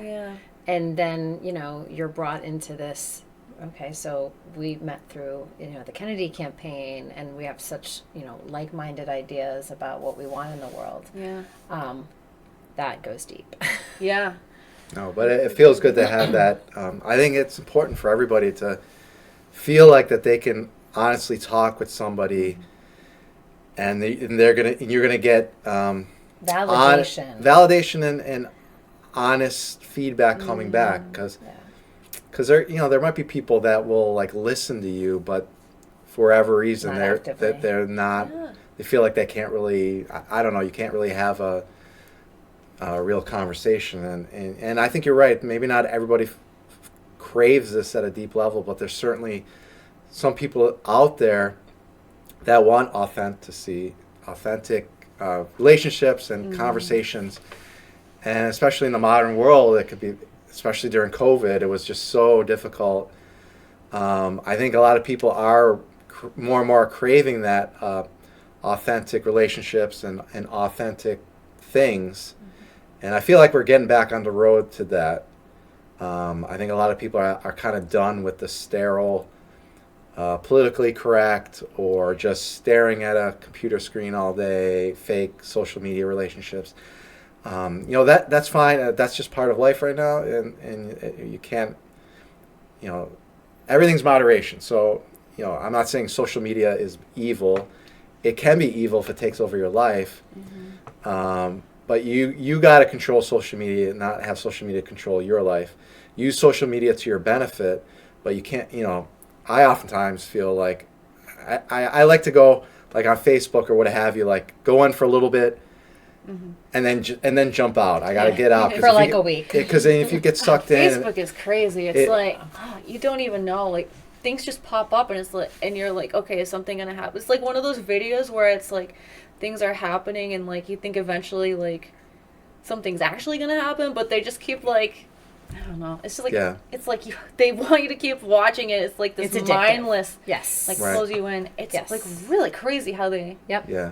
So I think they're trying to make social media and the internet as realistic to real life as possible. But at the end of the day, it's just not the same to real human interaction, real energy. It's artificial to, ultimately. But I think something I started realizing when I started taking in all this kind of spiritual stuff, was that it's important to like be present. That's what I think that I wasn't really experiencing, or I wasn't really like putting importance on that before. Like now that's my main priority, I feel like. And I feel like that's such a simple thing, like when you're present with someone.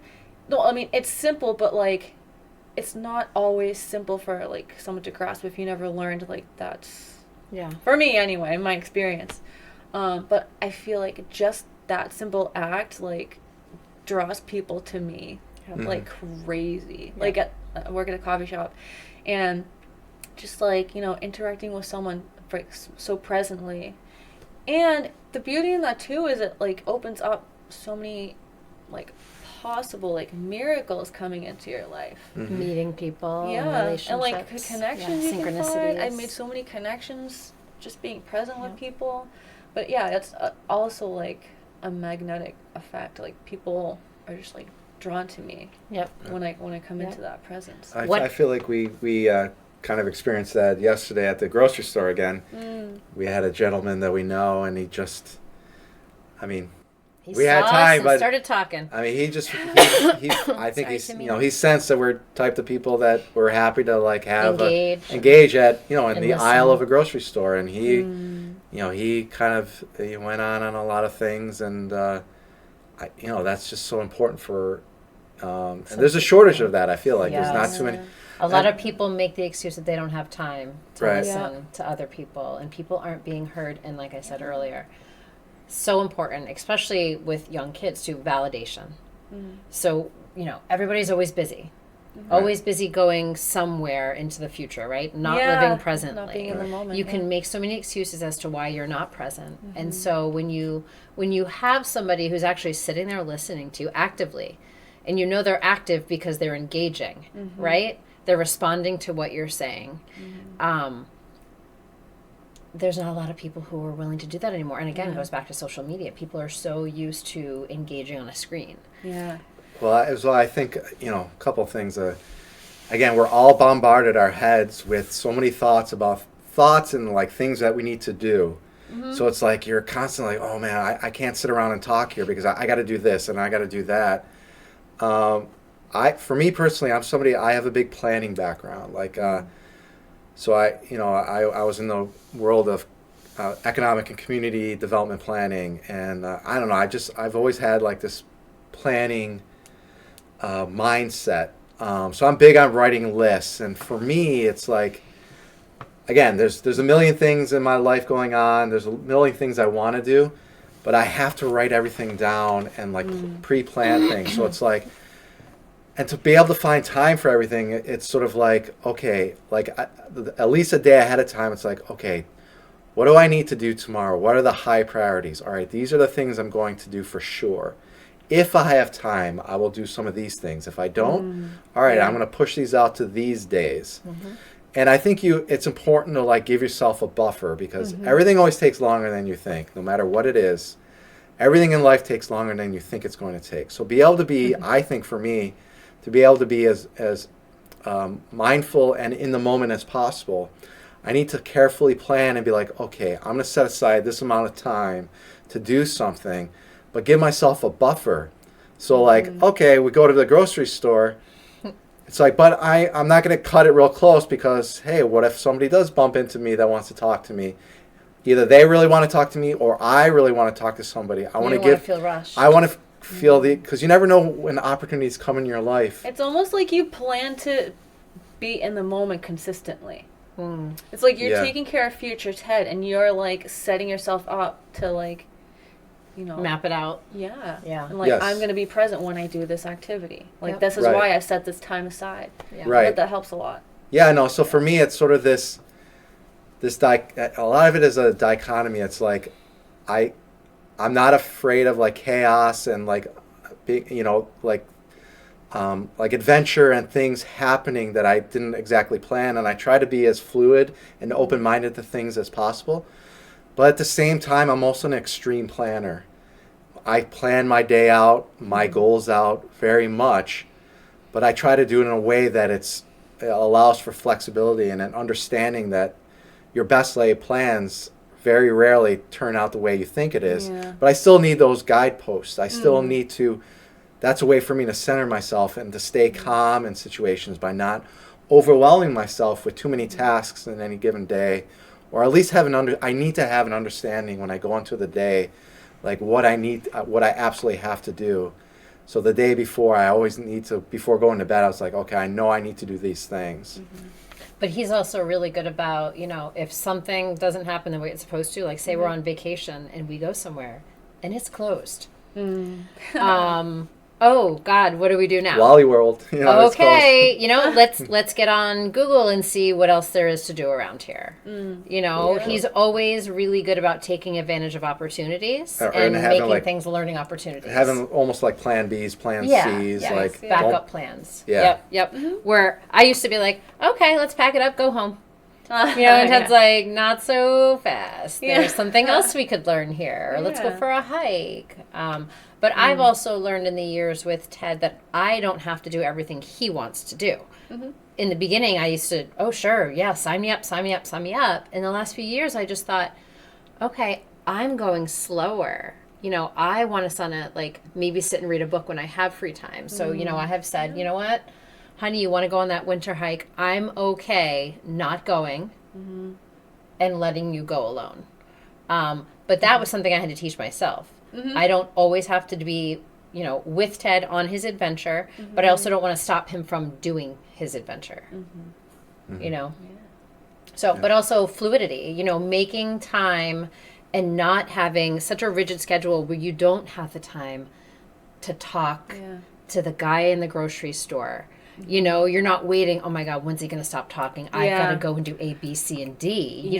That's not living authentically. That's one thing I really make it a point with myself not to get into that mode anymore, because what's that important? Like, I try to look at it as like, this is happening for a reason. Like, even if I'm uncomfortable, like, if I'm really uncomfortable, okay, then I'll be like, well, all right, I gotta go do this thing. Sorry, but like, other than, if it's not like a really like scary situation, then I'll be like, okay, what is this here to teach me? Like, absolutely, what am I here to like show this person? Right. Yep. And there's always subtle things you can do to try to move something along if either like you really don't have the time, or maybe you're the conversation's becoming a little bit too one-sided, and that the other person, I mean, you do got to have boundaries in life, right? It's not always being like, oh, somebody's coming up to you at the grocery store, and I'm just going to sit here and let them talk. Yes. At a certain level, it's also like, all right, they're starting to be selfish, and they're kind of using my time. Right, yeah. Yeah. Like, I can't allow that to happen Yep. either. Gotta be able to recognize that. Yes, Yeah. yes. There are definitely people who will test that boundary. And you can't be energy afraid. vampires. You can't be afraid to, like, cut that off and Yes. just feel... Yep. You can almost get a sense of their energy if that's what they're there for, looking for validation because they have nobody and then they just want to suck your energy. And it's not even like out of malice sometimes. Right. It's just the way they were taught, feeding themselves. But you'll know it. I mean, I've definitely had boundary testers where I'm like, oh my gosh, this person was in the same place as me at the same time and they have the same life story. What are the chances? So I start talking to them and then I feel anxious.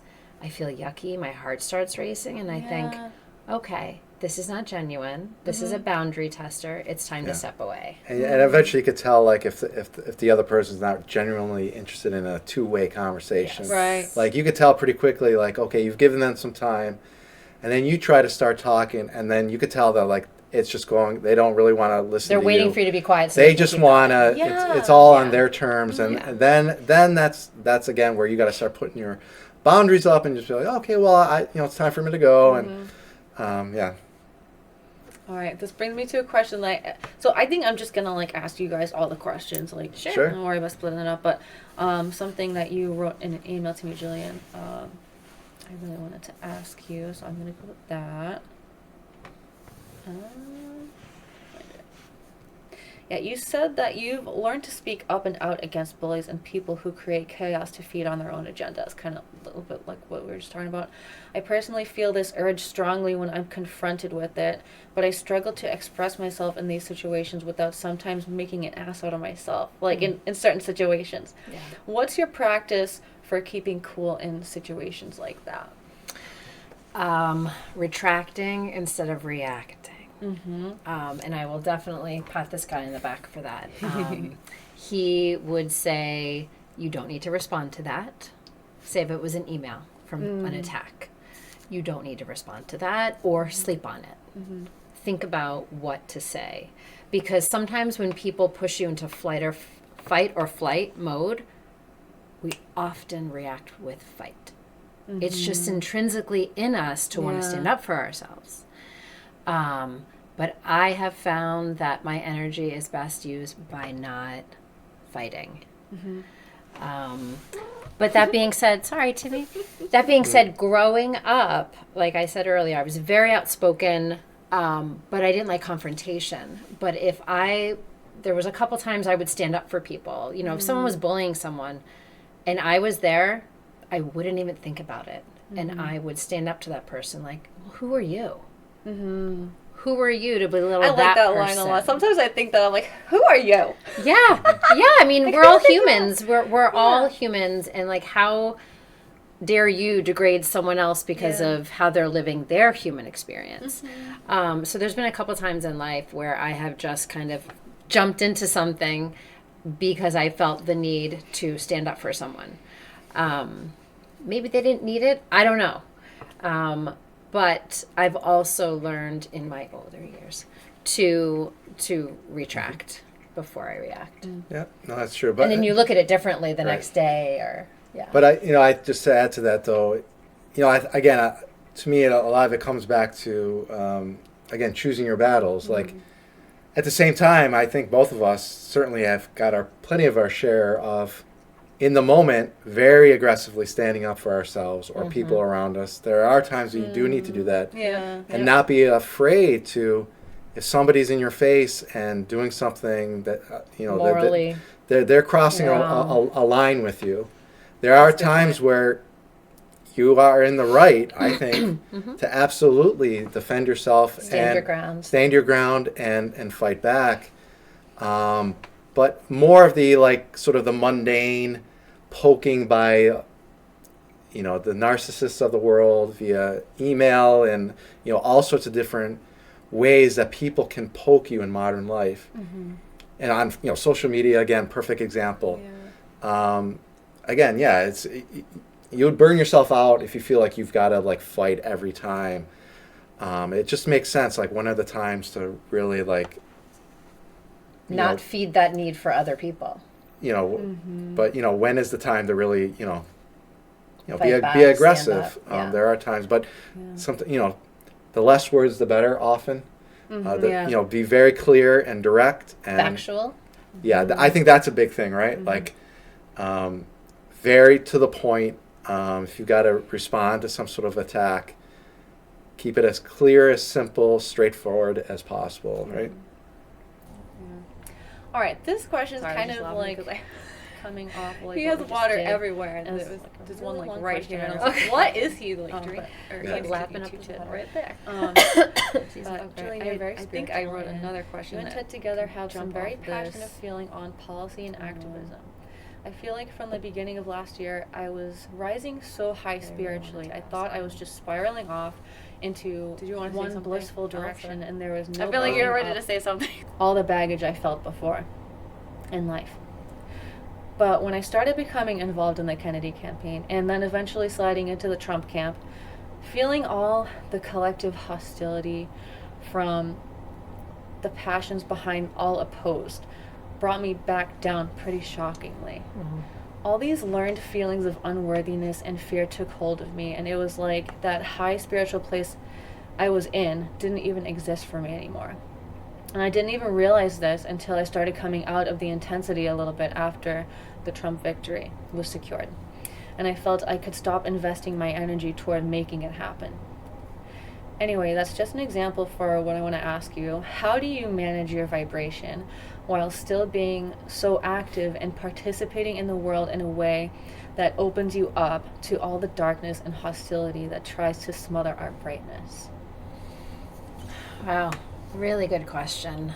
I would say reflecting on the fact that people are in charge of their own energy. And I can see it, you have tears in your eyes just thinking about it. Ted also helped me realize, the negativity. You're going to have negativity with anything. We've also dealt with a lot of things while we've been together to become Teflon. That being said, much more Teflon than I am in certain situations. And, I could see something on social media and say, this person attacked you. Where are they coming from? Why are they doing that? And they're uninformed. Or they have a different belief system. And that's okay. But yes, the belittling, kind of like going back to the double banner drop. Yeah. Ted focuses on, look at all the horns we got. And again, my whole psychology is, but look at all the middle fingers we got. We know where it's coming from. We didn't know where it was coming from when we just did a banner drop for Kennedy. And I'd say, well, it could be Trump supporters, it could be Kamala supporters. You don't know. And then when we did the double banner drop, and yes, it was overwhelmingly hunkers. But there were still people who were driving 80 down the highway who were taking both hands off the wheel to give us the middle finger. And, years ago, I probably would have taken that on as an affront of my own belief system. But again, we're all entitled to believe what we want to believe. But I would just say to Ted, I would never do that to somebody. You're entitled to believe. You're entitled to support Kamala Harris and the Democratic Party. I would never drive under an overpass where you have a Kamala Harris banner and give you the bird. Because you're entitled to that. So I would always just remember that the haters come from a different place. And as long as he and I are living our authentic self with our own value system, then you just continue on your day. Yeah. I mean, he has helped me so much over the years to deflect things that aren't made for me and my energy. That being said, I also believe, I look at everything spiritually. So you can't have light without dark. Okay? You're on this spiritual high and you're feeling as light as you can be. But you would forget how powerful that is if you didn't have dark challenging it. right? So you can't have beauty without ugliness. You can't have anything in life without an opposite. And so to feel that what you're doing is the ultimate right thing, you're going to have people challenge it. Because then at your core, then you challenge it. Well, why don't they feel that way? Why do I feel this way? Why am I so passionate about this? Okay, that's what matters. Why I am passionate about this. Why we are passionate about this. And everyone else, they're on their own vibration. They're on their own journey. Not everyone is ready for this individual journey and higher vibration. And that's okay. Some of us have lived, I'm a big person of past lives. A lot of us have lived past lives and we're old souls. A lot of us are new to this life. They're not ready to take the knowledge they're learning now and move forward. They're kind of stuck. I feel like I've lived a lot of lives that my soul is really evolved. And I'm to the point now where I know my values and I'm not going to back down from them. Perfect. Yeah. Well, thanks. I was gonna say, like, yeah, sometimes I feel like I can, well, okay, so I guess there's a lot, like, differences, but, like, I feel like, kind of like how I was saying, like, how I've moved on from my friend group kind of in recent years, since the pandemic, and I was really close with a lot of my friends, and I had a very, like, diverse friend group.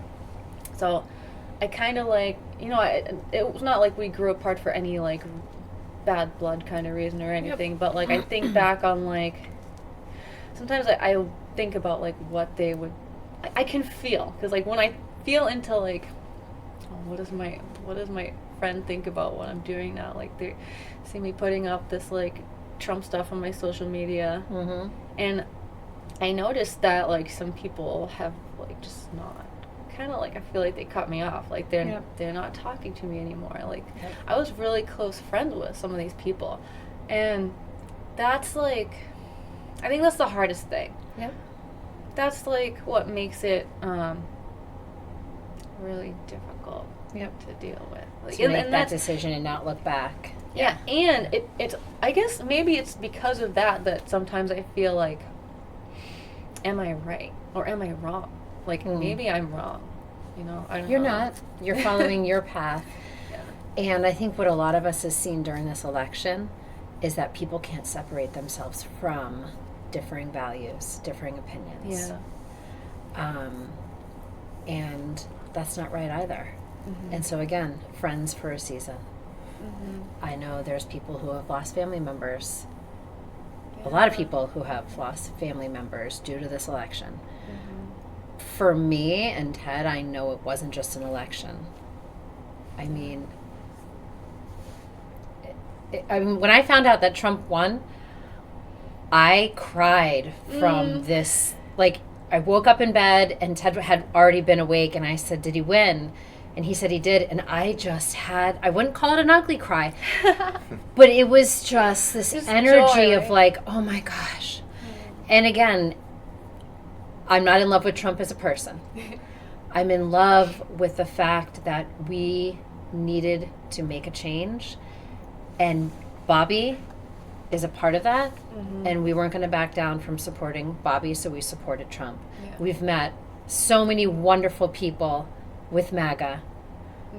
They get portrayed, as you know, as just horrible people. And we'll leave it at that.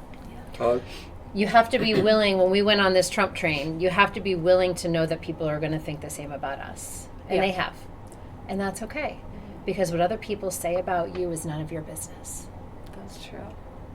We're, well, this is such an important conversation, and it's at the heart of so much of what people are feeling and the dynamics that are happening right now. I've loved just sitting back and listening to what you guys are saying. You know, it's, to me, at the end of the day, it's a process. Again, we're coming from such a dark place. But it's going to continue to get easier. I think so. Like, I think a couple years ago, you know, when the pandemic first hit, And some of us brave early souls start questioning things like the response of, like, why were things being locked down? Why are, some things don't make sense. Those early days, at least for me, I felt like were especially difficult when it felt like the whole world was against us. And yeah, Jillian and I, like we lost a lot of friends, family members in a lot of ways. It was very difficult across the board. But look where we are now. And, I think a part of this journey is there's been this mindset of what traditionally society has gotten used to, who is sort of allowed to speak out and set the narrative. What does Kennedy, Trump, MAGA, MAHA, and beyond, independents, a lot of people across the board are saying no. Average, ordinary people at the grassroots, ordinary rubes, us little rubes, not, our voice matters as well. And, what we're saying makes sense too in a lot of ways. And so we are pushing back, and it's not easy, but I feel like we're now getting to the point where a lot of people are starting to get used to it. And people are slowly starting to get accept the new reality. That no, we're not just going to sit back and listen to the so-called experts or the people who have been the loudest for so long. Just because you're loud and you're in a position of power doesn't mean that you're right. And so that's part of it, is just people have taken a bet. Well, you're not supposed to do that. Well, I'm sorry. We're in America, and we're just returning to the values of this country. Yeah. That it's the people that rule. Yeah. It's not institutions. It's not people in power. It's not the elite. We rule. Yeah. And remember the battle that you're fighting. We really are the hope for not just America, but for the world, because of the Constitution and the First Amendment, the Second Amendment, all these rights that we have. So many people around the world are relying on us to stay strong and to continue to build this movement. And it is harder for us in New England, especially Massachusetts, because we are the epicenter of a big establishment mindset of a certain narrative that is very anti and finds what we're doing to be very dangerous. But remember, at the end of the day, Trump won by a majority. The majority of the people, all right, people are going to technically say not the majority of people. The majority of people who voted for Trump. So we are in the majority. Maybe it doesn't feel like it sometimes, especially in Massachusetts. Yes. We're still the loudest voices are still the old guard that wants to shut everybody down. Well, that's not happening anymore. And they're kicking and screaming, they're throwing tantrums, but it doesn't make it. All that being said, it is hard. We've experienced it. I know you've experienced it, but you're a brave soul. You're a brave person to do what you're doing, and we need you to stay strong. We need people like you to continue Don't question yourself. doing what you're doing, and people are slowly coming around, and I think people are really appreciating the space that people like us are creating, the space to breathe, the space to explore, live authentically, and to challenge the status quo. I think it's the most important thing we could be doing right now. Yeah, absolutely right. Yeah. It feels good to connect on that. I appreciate you guys a lot. It's like, it just to feel this this. Why it has felt really good to come together and on the campaign stuff too. Just to meet other people who feel the same way, have the same values. And I kind of want to come back to you, Ted, and ask you to talk more about those founding fathers' values and how you feel about how we've strayed away from that. And I mean, you kind of talked a lot about we're not an oligarch. We're not supposed to be a military industrial complex run by all these companies. Right. again, obviously the obligatory, we all know the founding fathers weren't perfect and everything wasn't perfect back then, obviously. But it was what's important is the ideals to strive for. And it really is, those ideals are so important for not just America, but for the world. The ideas of free speech, that all men are created equal, that you're not ruled by an upper class of either politicians who, by the way, again, famously George Washington, our first president, he didn't want to become a politician. He strongly believed you go in, you do your time, you don't become a professional politician, you go back to your regular life. And that's obviously one of many of the problems we have today. We've got, look at, again, you've got all these politicians that have made a career out of it. Their whole life is be a politician. That is not good, because you become part of this bubble-like existence that we know that so many of our politicians live. It's not supposed to be a career. It's supposed to be, that's why it's so dead in a way, politics, and especially in states like Massachusetts, where we don't have very many competitive elections. The feeding of good ideas and good positive proactive action comes from new waves of people coming in with different perspectives, people who have real jobs and real experiences from the grassroots. That has been completely cut off, and you've got this separation of people in the echo chambers in the political world. And they can't relate to the people anymore, because they're, like you said, they're in their own little bubble. Yep. Exactly. And then once they view themselves as a politician, as a career, they're going to do like what everybody does when that becomes their identity. They're going to fight like hell to preserve their position. That becomes the most important thing to them, their status, their position. So our resistance is a threat. Oh, that nails it right on the head, right? Yep. Right there, Yes. exactly. Yep. That is perfect. Everything we're doing is a threat, because we're disrupting what shouldn't be, which is these Complacency. people in these positions that they feel like, oh, I'm entitled to be the voice of Massachusetts. No, you're not. Just because you're protected by all these systems, because you go along with the corrupt corporate capture of our government, and you're going to sell your soul and go along with that, and now you're going to be placed in this position and you feel like you can be in that for as long as you want. No, that's not good for anybody. So yeah, there's so many battles we're fighting right now on so many fronts, so many things that we've lost as a society about, no, this is not really the way it should be. And yeah, so everything that we're doing, the idea of MAGA, Trump, is just a threat to that world, to that order that has separated us from, what is our true core as a country. The original intent. Yes. Exactly. So, this is all about trying to get back on that path of, bettering ourselves through true free speech, bettering ourselves through the grassroots, not elites and people in power dictating. That's what we fought an American Revolution for. It's to get away from that ideal. But obviously we're up against some massive forces, but at least now we're on a much better path. We can see the road ahead now. There is light to help guide us now. I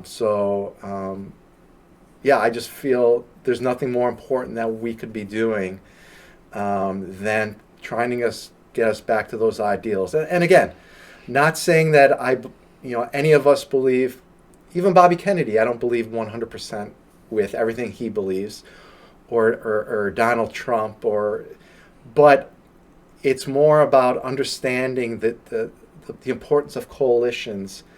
And Bobby Kennedy wanted to work with the Democrats.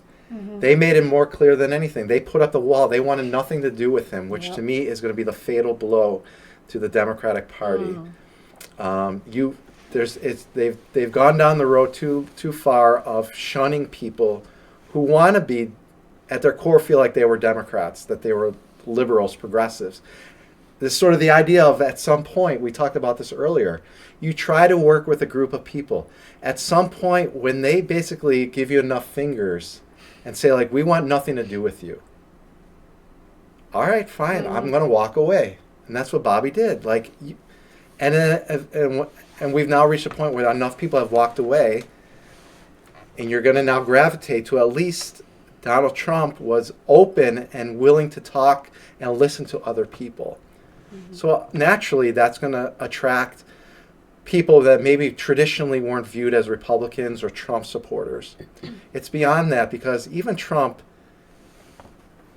you know, he's going to be as successful as the people are going to continue to speak out and push. And I'll just close with this on this question. I know I've meandered a little bit from the original thing, but I think it's important to say that I've been it's been promising to see that actually there's, within the Trump Maha camp, and even within the more strict Trump MAGA camp, there's been a lot of robust debate going on. It's not like, oh, everyone's just falling in line with whatever Trump says, and we're just like mindless robots doing what. No, it's a very dynamic discussion happening, debates, arguments, and that's a good thing. Yeah. Where too much we saw it from the establishment Democrats, and not saying there's a lot of good Democrats out there. I grew up in a Democratic household. My father was a union man through and through. We were a Democratic household. But even my father, he was a Democrat's Democrat, my father. And even he broke at the very end. He was like, I never thought I'd hear the day of him saying, I don't even know if I can support the Democratic Party anymore. That's how far they've been about closed-minded and not listening to people. So anyways. No. That's great, yeah. And I want to say, too, like, once I started, like, I mean, I never, like, personally had any kind of, like, I never, like, bought into, like, all the stuff they were trying to say about Trump being, like, this asshole, Fascist, whatever, like, this horrible person that they paint him to be. But once I started being like, okay, I have to, like, you know, Bobby's endorsing him, I gotta start paying attention to him. Like, once I started listening and to him directly and seeing him directly, I kind of feel like he's a likable guy. Like, I feel like he's, I get this, like, wholesome family guy vibe from him. Yeah. I don't see. And you get that from the MAGA supporters too, where, you know, people have been vilified for being a supporter. And again, this is what we used to say about Bobby. Don't listen to what people say about him. Listen to what he says. Yeah. And again, Trump's not always good with bedside manner and words. We don't agree with everything he says, everything he does. But when you actually invest the time to read his policies and not just live in fear of, you know, what's being told, and educate yourself on it, you just feel better about your choice. And again, you're going to have the haters, but, you know. Well, so again, the bottom line is, one of the bottom lines for me is that, again, we needed such a fundamental change in the way our society is set up. We needed to go well beyond arguing and voting based on one individual issue. Oh, I can't vote for him because I don't like his policy on taxes or whatever. No, we need disruptors to the level that they're going to shape the entire foundation.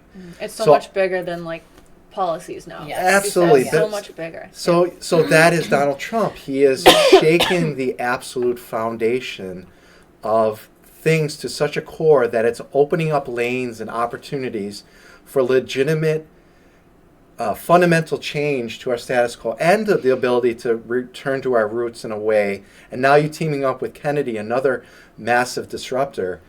That's what it's at for me, is changing up the actual foundation of our system and society, instead of getting caught up in, one thing that drove me nuts is so many people who should have known better, who couldn't bring themselves to support Bobby Kennedy, even though they'd be like, oh, he's so right about this, and oh, I love he's saying this, but this one issue, because he stands for this one policy issue, I can't support him. Yeah. It's like, okay, well, obviously you're not going to agree with everybody on everything. Does that mean, I guarantee you the person you're supporting for president or whatever is, you're not agreeing with them for 100%. Why is Nobody's going to pass a purity test. Bobby Kennedy had this unattainable 100% purity test for so many people that supposedly understood, who should have known better, who to me ultimately became, that's again the part of the Bobby forcing their cards on the table and being like, I used to think you were a smart person, respected you, and you seem to be totally in line with somebody like a Bobby Kennedy. But then it was like, I agree with 95% of what he said, but this one policy issue I disagree with, so I can't support him. That was so frustrating. And it's like, we're so beyond that. So anyways, so Trump allows that now.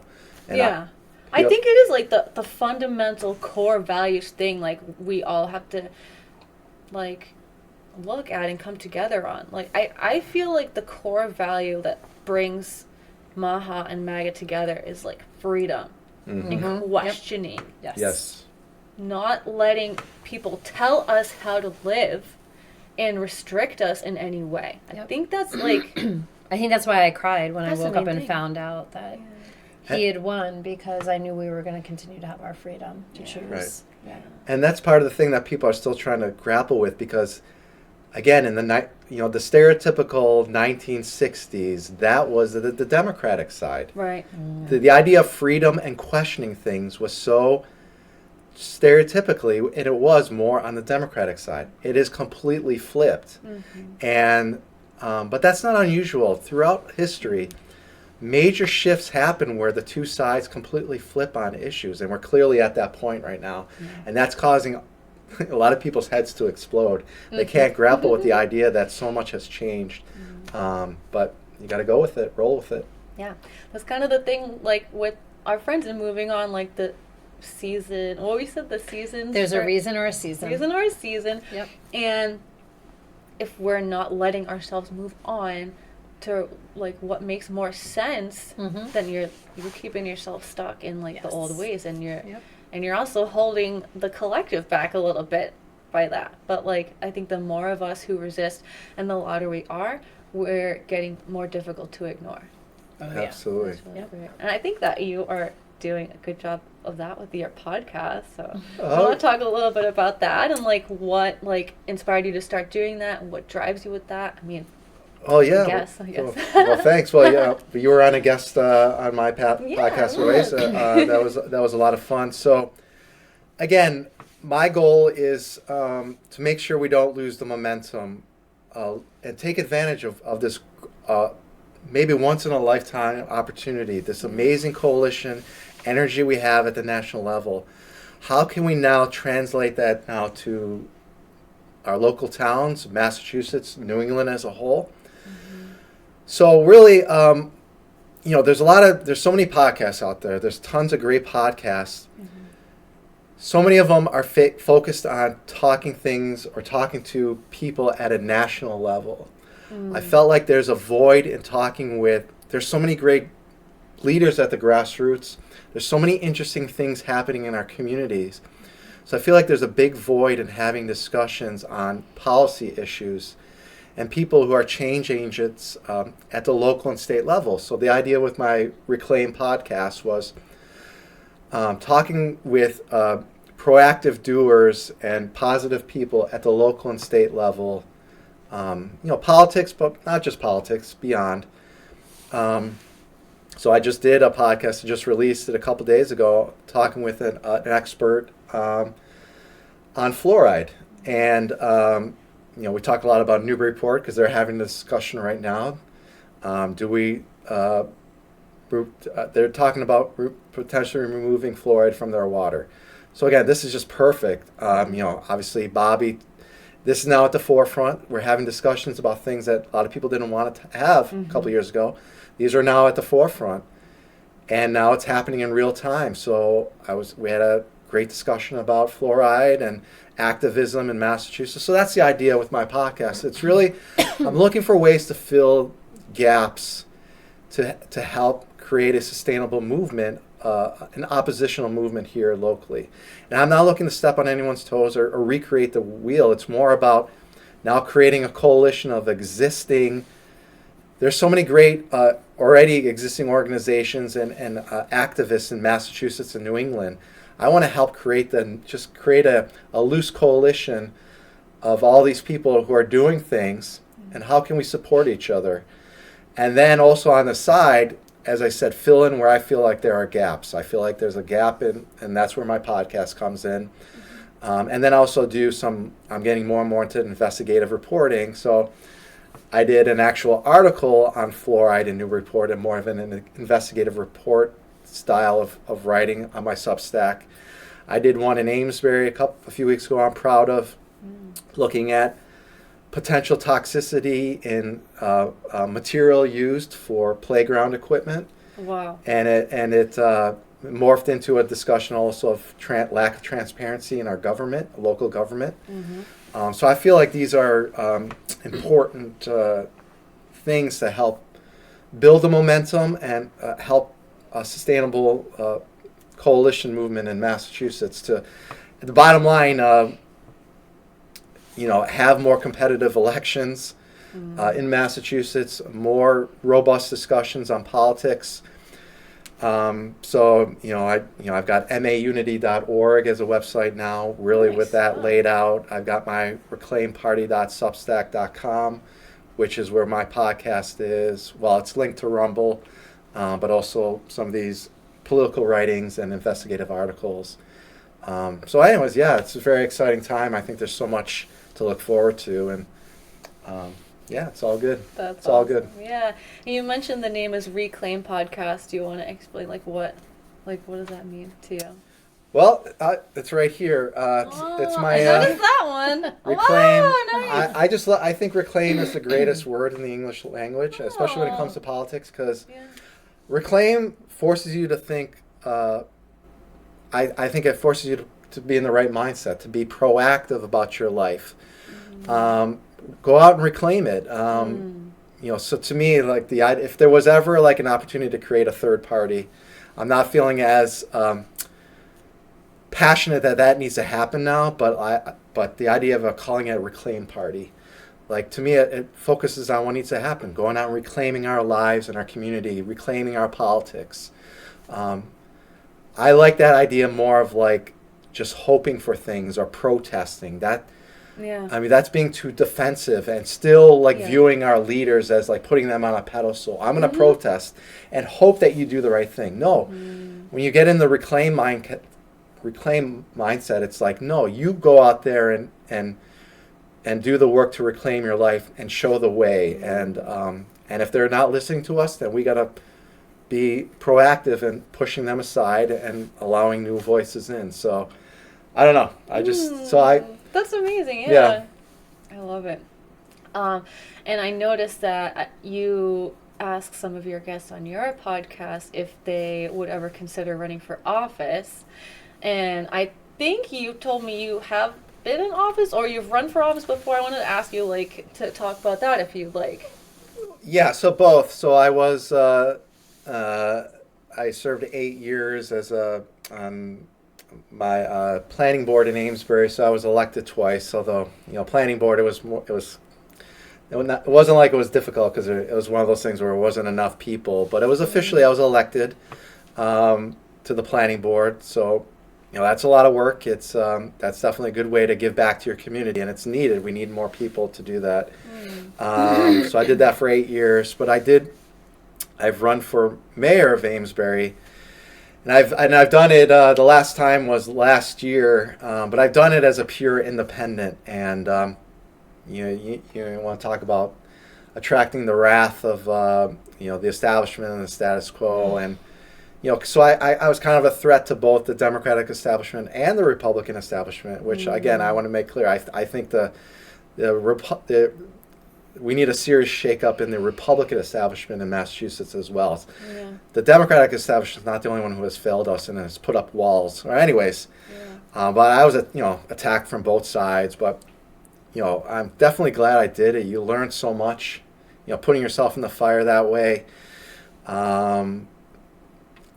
But yeah, no, it's all good. It was a good experience. I felt last year when I ran, it was a good way to help promote Bobby's message again.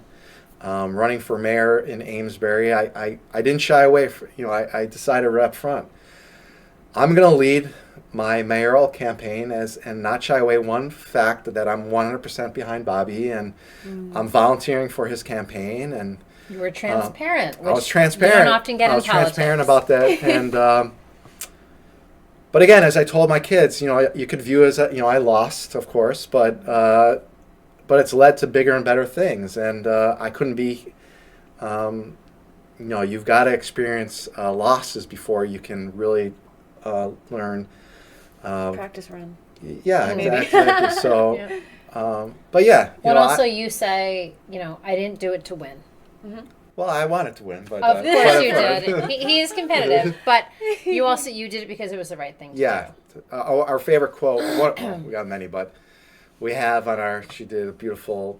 She's a good artist too. So on our top of our stairs, we've got a quote. Our favorite quote from Martin Luther King Jr. It says, "The time is always right to do what's right." The time is always right to do what is right." So, there's never a good time to do anything really, if you think about it. Like especially something You can always put dangerous things off. or Yeah. difficult, because there's always things in your life that you're busy. But the time is already when you think about it that way, just focus on doing what is right. Don't focus on, well, am I going to win? Am I going to lose? Just focus on what you in your heart feel is the right thing to do. And then you can sleep well at night, and you put your faith and spirit in God that He's going to guide you. The Spirit, the Spirit's going to guide you to the right place, and you'll be okay, even if you take a lot of bumps and You're just following your path. Right. Yeah, guided. Love it. So it's funny because you asked me on your podcast if I ever consider running for office. I think I said no, and I'd probably focus on other things. But it was like not too long after. It was on election day. I was out. I was at a voting place, like standing with some people holding signs, and somebody else I met asked me like if I would ever run for office, and he was like, you should, you're like, you could definitely, he's like, I could see you being like that kind of person, like, I'm like, wow, this is like really interesting, like, why are people telling me this all of a sudden, or asking me this all of a sudden, like, Yeah. I mean, again, that's an idea of planting seeds, right? And just but again, when people think about running for office, they of course think about like big office like governor or mayor or something like that, but there's so many unless you wanted to go jump right into all big things, certainly but you could, but I mean there's school committee, there's so many boards that have technically, well, every community is different. Some are depends on if it's a town or a city. yeah, and like some of them are going to be appointed by the mayor or but there's a lot of like school committee or planning board, conservation committee, board of health, that's a big one. Even library, something like a library board. There's so many things where you could, where you need to be elected for, and you can be voted for and by the public, and it's very exciting, and it feels good. And so there, I guess, long story short, the point is there's a lot of, if you're concerned, there are many ways to sort of tiptoe into it, and go into an elected position that is not nearly as intense, or it's just a position that there's openings, and you might not even have any opponents, but it's a less controversial position. It's a good way to give back, and I was gonna say, like, what would you say, like, are the incentives for that kind of thing, other than like the rewarding? It's the best way to really learn about issues in your community. Again, on the planning board, you would be amazed the number of issues that come up when there's a project. So how many things that you need to think about, like a new CVS is looking to open up in your community, or there's a new housing development. It's so interesting on so many levels. There's so many things that you need to think about, from the traffic to the environmental impacts to it's a whole host of things, and you can develop a lot of it is your mindset, like you're coming in where you want to learn and be positive, and it's a good way to create good connections, meet good people, and you feel good about yourself. You're giving back to your community in a way that's needed. There's so much need out there. every election cycle, it's getting harder and harder to find people willing to run. And I think a lot of people are willing to do it. I think just a lot of people are just simply not aware that it's even an opportunity. Yeah, I think a lot of people just don't know or don't think about Yeah. that. Yeah. But it probably is like a good time to like start thinking about that kind of stuff. Absolutely, Yeah. right now, because it'll be... Get involved. well, actually, Keep like... the momentum going. Yeah. Voices, local voices. Right. So that's what, I'm talking with a lot of people right now, some good people in Massachusetts. We're trying to put on events, raise awareness about elections coming up at the local level, at the state level. Governor's coming up in November of 2026. They'll be here before you know it. But there's tons of elections even before that for lower level positions at the town level. And we need good people to, and I think this is really important what you're doing. Just stress that it's anything new in life sounds scary, but once you take that first step and you realize you're working with other people who are just humans, everyone's just figuring it out as well, and it can be. I'm not saying it's not. It can't be stressful. Public hearings can be kind of stressful, and you get a lot of personalities, and they can be tense. But as long as you're surrounded by some good people and you understand that it's all part of the process, and things always work out. Things will always work out. Yeah. Okay, a little bit off topic, but I just remembered something I wanted to say about Charles Eisenstein. That, and I feel like this, like Bobby really must have this. Like, Charles says, like, we're coming out of an old story, and we have to like create a new story, and like we're writing this new story together, but like in order to be like strong in it, like how I was kind of doubting myself, in order to feel strong in that and supported in that story, it's like you need to have people around you who hold that story strong for you. Yep. I think that's like a big part of like what Bobby probably gets his strength from. He has a lot of people around him supporting his vision, and just like Donald Trump has a lot of like all of the like you said, like they're people debating things, and they're not all just like following the leader, like they're having conversations. Well, and the seed of doubt can grow like any other seed. Yeah. So if someone plants that seed of doubt in you and you let it grow. So, and at the congressional hearing, I think it was Senator Cassidy who said to Bobby, "You have a big following." Yeah. Yes, that's right. He does. Yeah.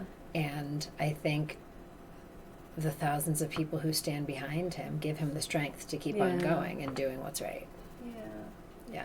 So don't let the seed of doubt grow. No, yeah. It's so important to and surround yourself with like people who can help. You're building a story together. Yeah, I think everybody needs inspiration in their life from people around them. We're all human. We all have our weaknesses, and so it's important. Everybody, again, even the bravest of them, the Donald Trumps, the Bobby Kennedys, they need to feel inspiration from other people to keep going. As strong as a person can be, like. Again, everyone's going to have those moments of doubt, and you got to have rhino skin, as Tom Petty sang. Tom Petty, my favorite artist of all time. That's I'm thinking of that song, Rhino Skin. You got to have elephant balls, as he sings. If you don't want to crawl on your hands in this world, if you want to stand up, and not be bent over. Again, you've got to have that thick skin. Again, you got to everyone's got to grow that intestinal fortitude, but you can't do it alone. You got to surround yourself with a community that's going to have your back when you have your moments when you get knocked down, which we all do. But you just got to pick yourself up and keep going, and sometimes finding a new path. And nature teaches us that all the time. One of my articles I wrote was about, I like to kayak on this really remote stretch of the Powell River in Amesbury, and it's just a stretch that is just crazy with downed trees, and And it's just a really Impediments. metaphor for life. Like,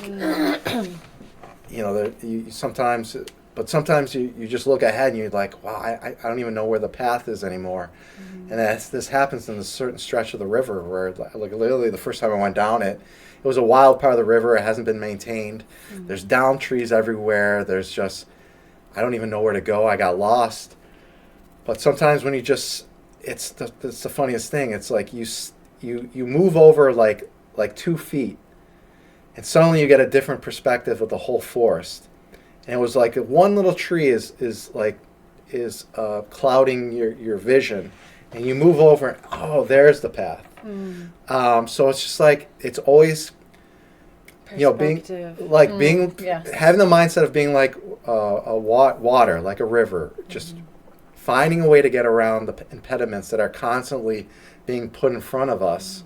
And sometimes it's just the slightest, somebody says the slightest thing, some random person says something, and it suddenly clicks in your head, like, oh, I never thought of it that way. And then that helps you move forward. Or they say something that makes you think to do something. It's the most random comment or random person you meet, and then that jostles you to put you back on the right path or what have you. But you got to be the person that maintains that openness in your mind and your body to accept those. Because, right, I mean, are we constantly getting signals in the universe about what to do? Yeah. But you've got to be open enough to allow those signals to come in and allow your brain and your soul to interpret what that means. It's like, here's a signal that's coming in to help guide me, instead of being like, everything's bad. Yeah, you gotta be receptive to let positive things in, because that's always happening too. Always having like positive influence. Yeah. Be open to receive. I was telling our kids the other day, we were driving to school, and I don't remember how it came up, but I just said, when you're faced with a driver who's going really slow, maybe they're going slow for a reason, because God wants to intervene. Maybe he's keeping you from something up ahead you weren't meant for, you're not ready for. Yeah. And so you can look at that metaphor for everything in life. Yeah. Slow your roll. Don't be impatient. Because sometimes you're on that path for a reason. Yeah. Don't always be in a rush. And sometimes look at things in a different perspective. Yeah. And it's powerful to believe that like everything happens in divine timing too. Yes. That's what Yep. I always try You're to where remember. you're supposed to be for a reason. Synchronicities and all that stuff. Yeah. I love that. Yeah, and again, that I think a lot of that is that balancing and the timing, right? It's, you can't act on everything. Sometimes just sit back, let things happen, and then know when is the correct time to then strike and then move forward and try to do what you want to do. 'Cause sometimes these moments are fleeting, and timing is just so important in life, to when to really act and when to sit back or. For sure. All right, checking my question list.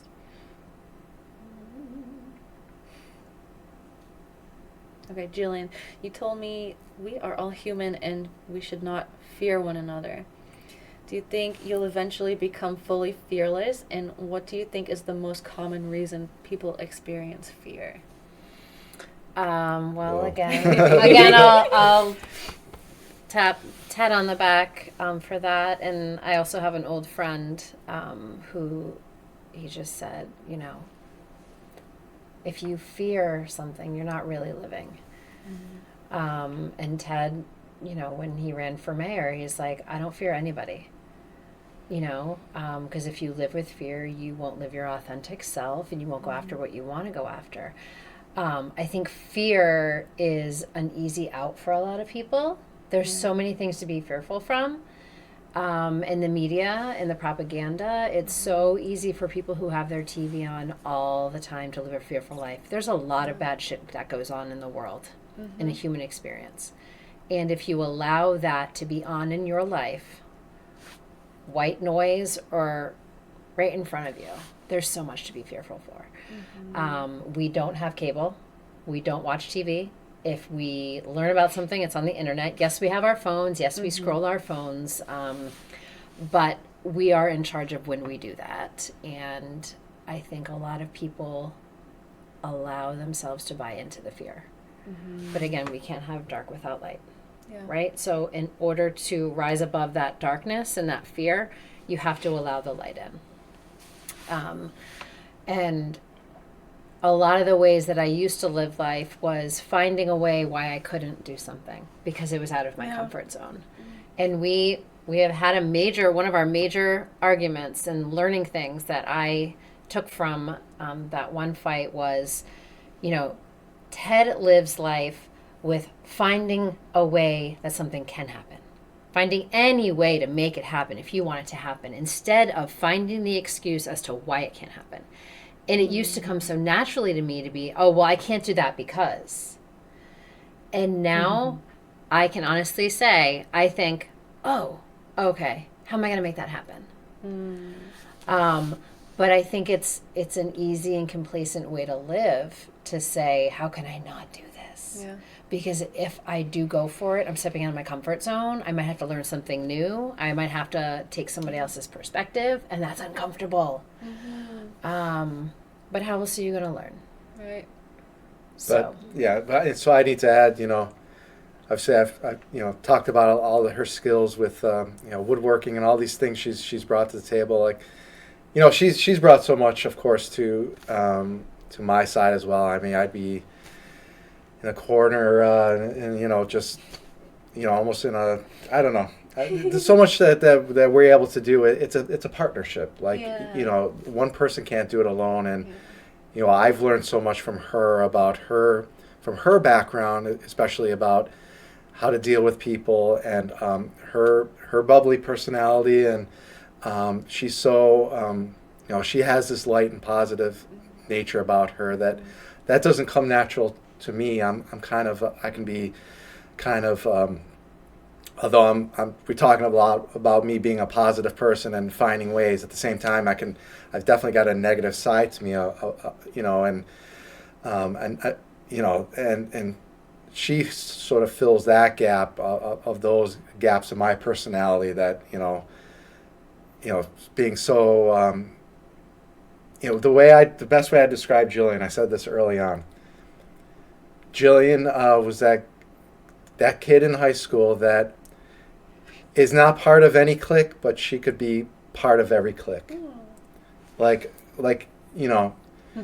she could be part of any group of people, but she's not part of any group. Like she's one of those rare souls that can empathize and relate with, let's just, when you talk about high school, the stereotypical, the nerds, the geeks, the jocks, the popular kids, the teacher's pets. Jillian, that's one of the things that attracted me to her, was just she's able to, again, like on a Friday night, she could hang out with the geeks or whatever.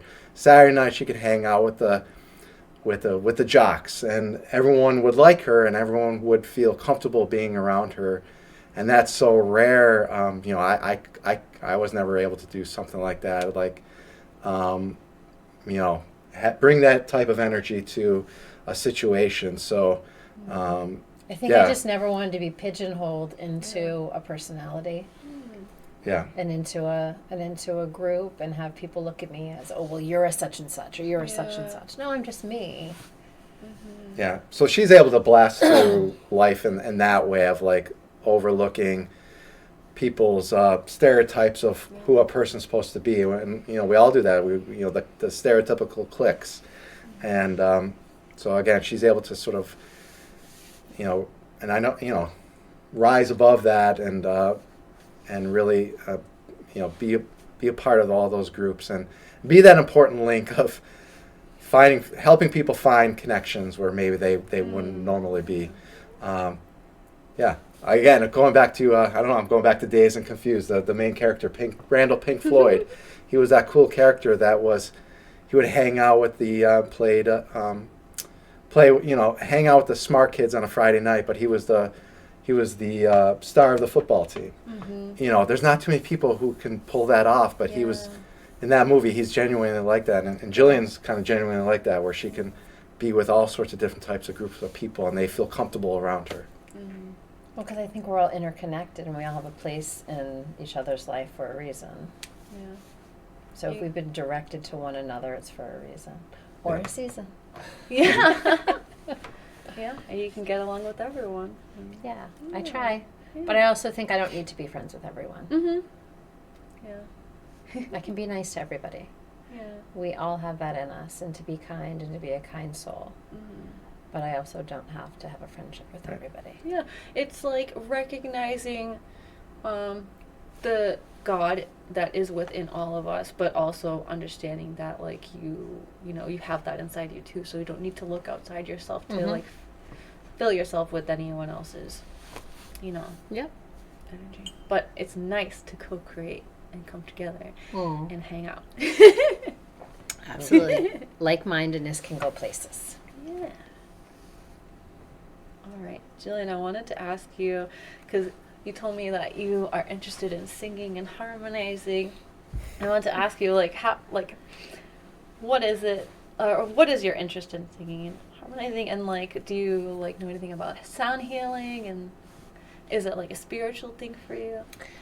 Yes, so I would say it's a spiritual thing. I've always liked to sing, whether it's in the kitchen on a Friday night or we used to have when our kids were a little bit younger and more open to it, we'd have dance contests. Or actually, fun. I think it was during COVID, we did a night where everybody had to like choose something that they wanted to share with people. So we have one daughter who's an artist, so she drew a picture she shared with us.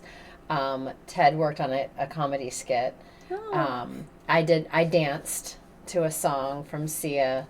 I just feel my spirit and soul is so alive. And I've read this, that when you sing, you are so opened up to spirit and light. So when I sing, I don't know, I just feel so full. And so, I mean, I'm not in a band like you. I don't have goals of being in a band. At one point, Ted wanted me to do an open mic. I don't feel like I need to do that. Yeah. I'm fine singing in my car. I do feel like over the years, singing on my own for a long time has trained my voice to be better than it was 10 years ago. I wasn't like screeching at the red light and scaring the people next to me. I've also, I just always loved music.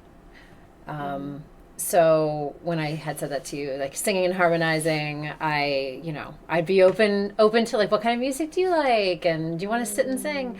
My best friend also is in a band and she sings and harmonizes. And so I think I've always just been around people who love music and love to sing and express. Like I love people expressing themselves. So I think it comes from a place of that.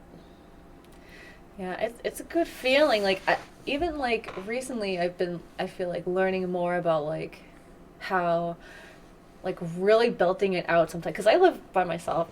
You know, I'm not bothering anyone. I feel so blessed to have this space where I can express myself. Yep. Whatever I want. But yeah, it really, there's like a really special feeling to it when you can like really get into it and express yourself and just belt it out like and perform. Yeah. Even if you're not doing it for anyone. Yes. Yep. Just like I'm doing it for yourself. having a performance. It's like a release, really big, awesome release of energy, and it's like satisfying. Well, and we were able to see you at that was your first live performance, Yeah, I was right? gonna ask you guys about that. You guys came. That was really awesome. Yeah, I great. mean, So yeah, you happy. asked, and it was like, yeah, we're free. It's down the road. It was your birthday. Yeah. I just kept, saying to Ted that you just look like you were so enjoying yourself up there, and you were so happy and giddy. And I mean, that's what life's about. Yeah. Find a passion and fulfill it, and don't be scared to do something. I mean, not everybody can get up on a mic in front of 50 people like that and sing. Yeah. I'd prefer to stay in my lane, stay in the car, stay in the house, and I'm okay with that. But you have that part of you that is like, I want to do something with this, and this feels good. So I commend you for that. Thank you. I was always, since I was a little kid, I've always loved singing, and like I idolized like Madonna and all these people who were just like on the radio, and I was like, yeah, that's what I'm gonna do. I want to do that. And so yeah, there's a lot of stuff in my life that passion has kind of, caused in my life, I guess, a lot of different dynamics to having that passion and like ideas around it and like limiting beliefs and stuff. Yes, And it's definitely like I feel like it's a common kind of like feeling when, there's even a song, I can't think of the name of it right now, but like, yeah, Mr. Jones, everybody wants to be famous. Why does everybody want to be famous? That's like, that is like a common thing. Like, but I think it's because, okay, and I haven't really like talked about this, but I've been feeling into this a little bit more lately. This is now just kind of like reflecting on. Yep. But like, I think like I've always kind of had this resonance with like thinking about like a life review kind of situation. I always think of that. I always like, sometimes I come like present into a certain situation and I'm like, how am I going to look back on this like from like after I die? And because you have your life review if you listen to like past life regressions or like people who like hypnotize people and like do like a kind of thing, past life regression or afterlife stuff. They have the life review, and it's like you kind of go over and like see what you feel into like what you've done and how you've affected other people. And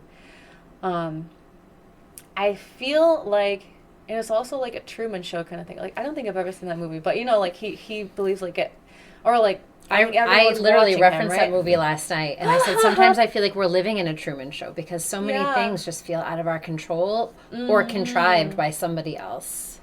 Yeah, and I think if you get down to it on a spiritual level, I feel like it, people say like we are creating our reality, you're creating your experience, and you're dreaming this reality. It's like your dream. And it's kind of like when you come out of it into the life review, you're kind of reviewing it with spirit. And that's like our whole collective consciousness. And it's, to think about that, it's like you are on a stage. It's like you're performing. Your life is a performance. So I think like, I've been feeling into that a lot lately, and I kind of feel like that's why a lot of people, it's like a common thing for people to like think or say that they want to be famous. It's because they don't. Looking back on their life, are they going to be able to say they did something? Yeah, or it's like they're sensing that they're already like known by everyone, and they have this desire to like perform, but they don't connect it because we're not really taught this, that like we are all connected. And like it's like our life is a performance. And you don't always have to share your gifts on a stage. It's not for everybody. And there's a lot of pitfalls that come to that too, famously speaking. Oh my God, yeah. So anyway.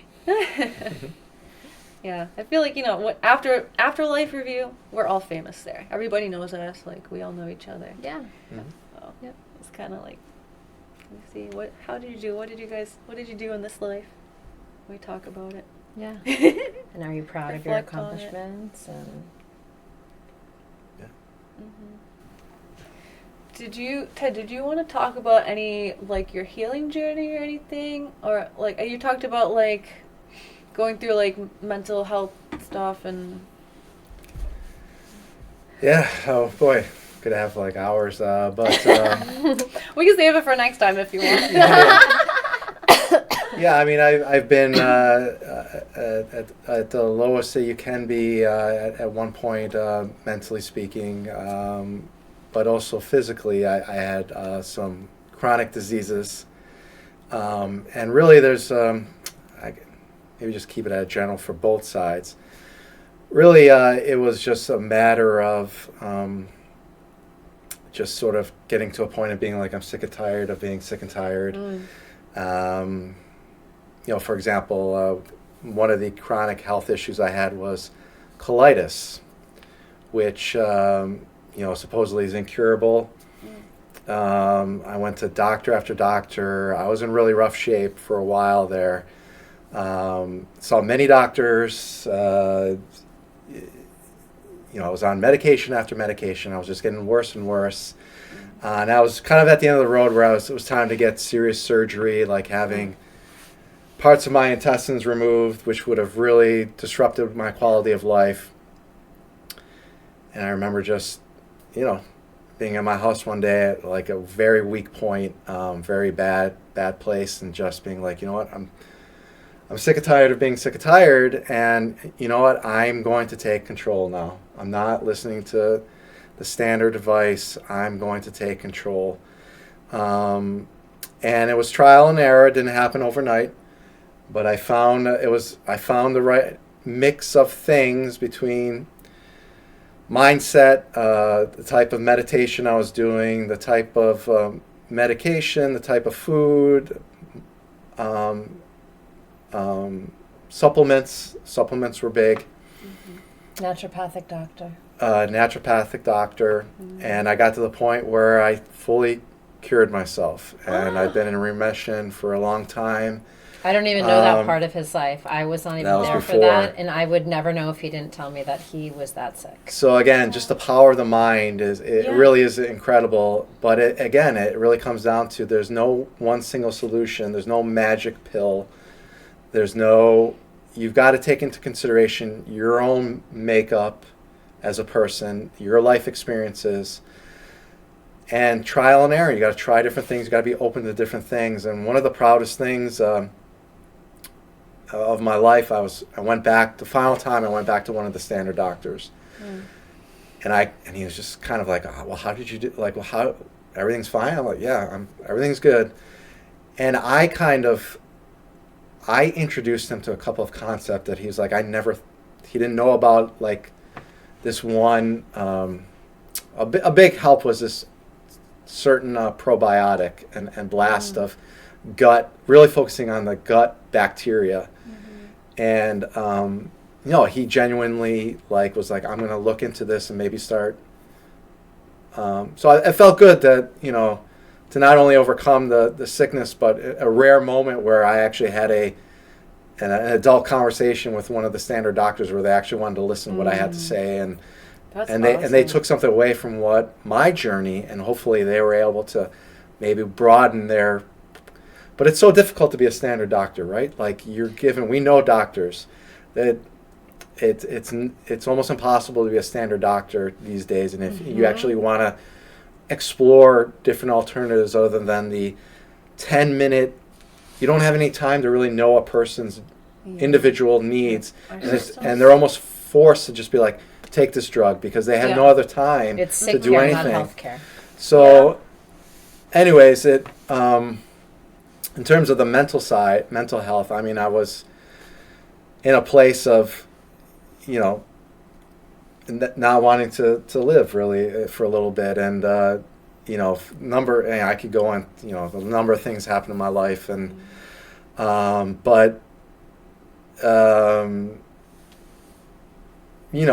it really is, as somebody who's always thrived on having a pilot light and a spark in your belly, and wanting to live life passionately, when you're surrounded by certain people and you're put in a certain situation in life where you're surrounded by the wrong people, and situations happen where your pilot light just gets extinguished. I'll never forget. I literally felt like that pilot light in your heater, it just went out in my gut, and that's where it was like I felt like I was at my low point. It just felt like that light in my body went out completely, and so I feel like that is one part of my activism. I want to try to, when there's time, to get more into, because I've been there. We know that depression, suicide is such a epidemic right now. And only people who have been there truly know what it's. You can't describe it when you're really in that point. And I think so much of it is finding a way to have a pilot life, to have purpose in your life, to understand what your purpose is, to understand where you fit in this world, this crazy stage. Like, what is my role on this life stage? So I needed to go on that journey and regain and figure out where that was. And again, part of that was having some big life changes to put me in a better position to actually allow my true self to come out finally after I had been suppressed by just being in the wrong, let's just leave it at being in the wrong situation in a lot of ways. But you need, so all those things I'm grateful for, because I feel like, again, I have a lot of knowledge. In a lot of these areas, these difficult topics of really being in a very bad place. And so I think I have a unique perspective in really being able to understand what what can be done to help people get out, because it really is people who are, people right now, out there that are, I guess my message really is the world does need you. People who are at the end of their line right now, that they don't see the point in living anymore or anything like that, or they're super depressed. This is my ultimate message is, the world needs you, because we need you to fight and get back to a better place, which you can do. It can be done. And then you can be the leaders to lead us to a better place, because you've been in such a indescribably dark place.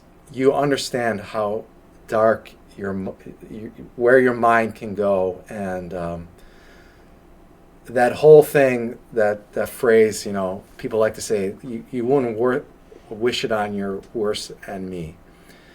Really is like when you're in that really dark place. It is torture, mental torture. But if you can get out of it, and you can get out of it, but that's sort of my message, is that you are the people out there that are really suffering, mentally, both mentally and physically. You may not believe it, but it truly is. The people who are suffering are the ones that are going to, more than anybody, lead us to great places as a country, because they fully understand. People who are suffering right now fully understand the dark forces, and they fully understand what it takes to overcome, and that's what we need. I mean, more than anything, and so that's, I don't know. Thank you, Ted. Yeah. Mm-hmm. Because the outer world is a reflection of our inner world, right? Yeah. Yeah. So important. And you make me think too of people going through like addiction recovery. It's not exactly the same, but like even like Bobby Kennedy, like he's been in that kind of like that dark place, and like I feel like when you've been through like a dark night of the soul in any way, shape, or form, you come out of it emerging like out of a chrysalis. You're like a butterfly now. Yeah, a phoenix rising up from the ashes. Yes, and it's like so powerful to like just exist after being through that. Yeah, and every day is a gift. When you're that close to seeing it, all end. It really puts things in perspective. It helps you put things in perspective and understand the day-to-day mundane things in life that don't really mean shit. And it really helps focus you on what really is important in life. And to have love. Yeah. The love and support of the right people. And to know that you're needed and you have a purpose. Right. Yeah, I think a lot of today's teens don't feel like they have a purpose. Living through COVID,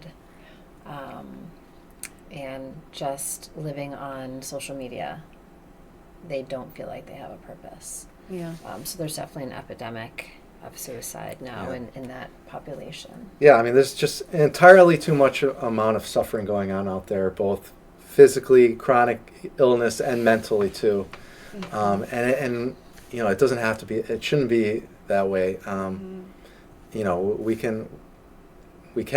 on the path. I think. I think we can make a lot of strides here. We have to, and I think we will. You know. I think so too. Yep. What was I gonna say? I'm gonna move on to my last questions for you guys. Okay. I think, Sure. yeah, that was really nice though. Oh wait, actually, I want to tell you guys too. My coffee this morning. My coffee predicted this morning that we were going to have a very... Okay, tell me if you think this resonates, if this was right. My coffee predicted this morning that we were going to have a very stimulating, flowing conversation, including various topics. Towards like the third quarter or last third, we'll touch on a topic that will be very stimulating for a while and then round out very nicely, having learned so much and contributing very much value to the collective. Feels like we're on the leading edge of consciousness, as Abraham Hicks would say. Wow. I think And so. you learned that from your coffee? Yeah. Wow. How Yeah. does that happen? So actually, if you go like earlier on my channel, my channel's name is Coffee Cosmos, Yeah. and I have some weird videos on there that like I put the camera like on the coffee like right after I pour a French press. All the kind of like crema like moves around right after I pour it, and I just kind of divine from that. Wow. Like, So just- like just spirit like kind of this- speaks through you and you channel and then write down what Yeah, is being I told? just like I observe the certain movements of the energy, because it's like it feels like looking at it like a galaxy. It's like stars in there, but there's also movement. So I'm like, if this represents like the movement in my day, what does that mean? I love that. Because it can Yeah. move in so many different ways. I Yeah. love to. Yep. I love looking at coffee like that. All right, so now we know the name, the reason behind the name Yep. of your channel. Yep. Okay. I love that. I find that more so when I go to church. If I take the dogs for a walk for Ted, if he has like an early morning meeting or something, I will go and the trail ends at the Powwow River, and I'll just stand there and say, okay, I'm going to talk to God. And it's just like this voice is inside my head that is not mine, that tells me what to be grateful for and what to look out for. And so that's my morning coffee, I guess I would say. Yeah, I love that you mentioned that, because I think it's so important to like sometime like in the morning, like first thing in the morning, to just like tune in to like that higher knowing that we're all connected to, and like see like what does that have for me, and let that set the tone for my day. Yeah. Because like it's like you said, when you don't do that, Yeah. You feel disconnected. I feel off. Yeah. yeah. Yep, like you're blown in the wind. Yeah. That's what I'll do in the morning. I'm not a big meditator, like, sit and have a shrine and all that kind of stuff. But in the morning when I'm in bed, if that alarm goes off or doesn't go off and I wake up, I just kind of get in tuned. I don't do the, what do I have to do today? That's different. Yeah. It's just just be where you are, let the thoughts flow and wherever they lead you. And then eventually it's like, okay, it's a good time to get up. And what I've taught our kids is, I don't want your phones in your bedroom, because the second you get up, you are going to connect with that world. And that can you be need so to polluting. connect. You need to connect with your spirit before you connect to technology and other people and other channels. That is so important. So, All right, ready for the final question. So, Okay. so to each of you, you can answer one after the other. I've never had two guests before. So Trailblazers. yeah. So, what are you here for on Earth right now? Not to do, just what are you here for? What are you here to experience or learn? What did you come here for? Our soul's purpose, our individual. My perspective is our individual soul's purpose. I believe that we are all humans. We're all spirits having a human experience, and we're all here to gain something we haven't yet attained in another soulful life. So we all have life themes. I believe we all have blueprints that we have set forth in the spirit world, and the reason we're here is to learn to attain those certain things. We don't often do that. Sometimes we take exits out early, and we don't learn that, and therefore we might come back in another life to learn it. But everybody has a soul's purpose, I believe. And I think we're also born in a time and in a place that helps us fulfill that. You know, neither one of us are from Massachusetts, yet here we are. We were brought here through other means, and yet here we are fighting the fight we are in so many different ways that, you know, we probably wouldn't have chosen for ourselves, but we were meant to be here for, and in this place and in this time for a reason. Yeah, I guess it's a tough question. I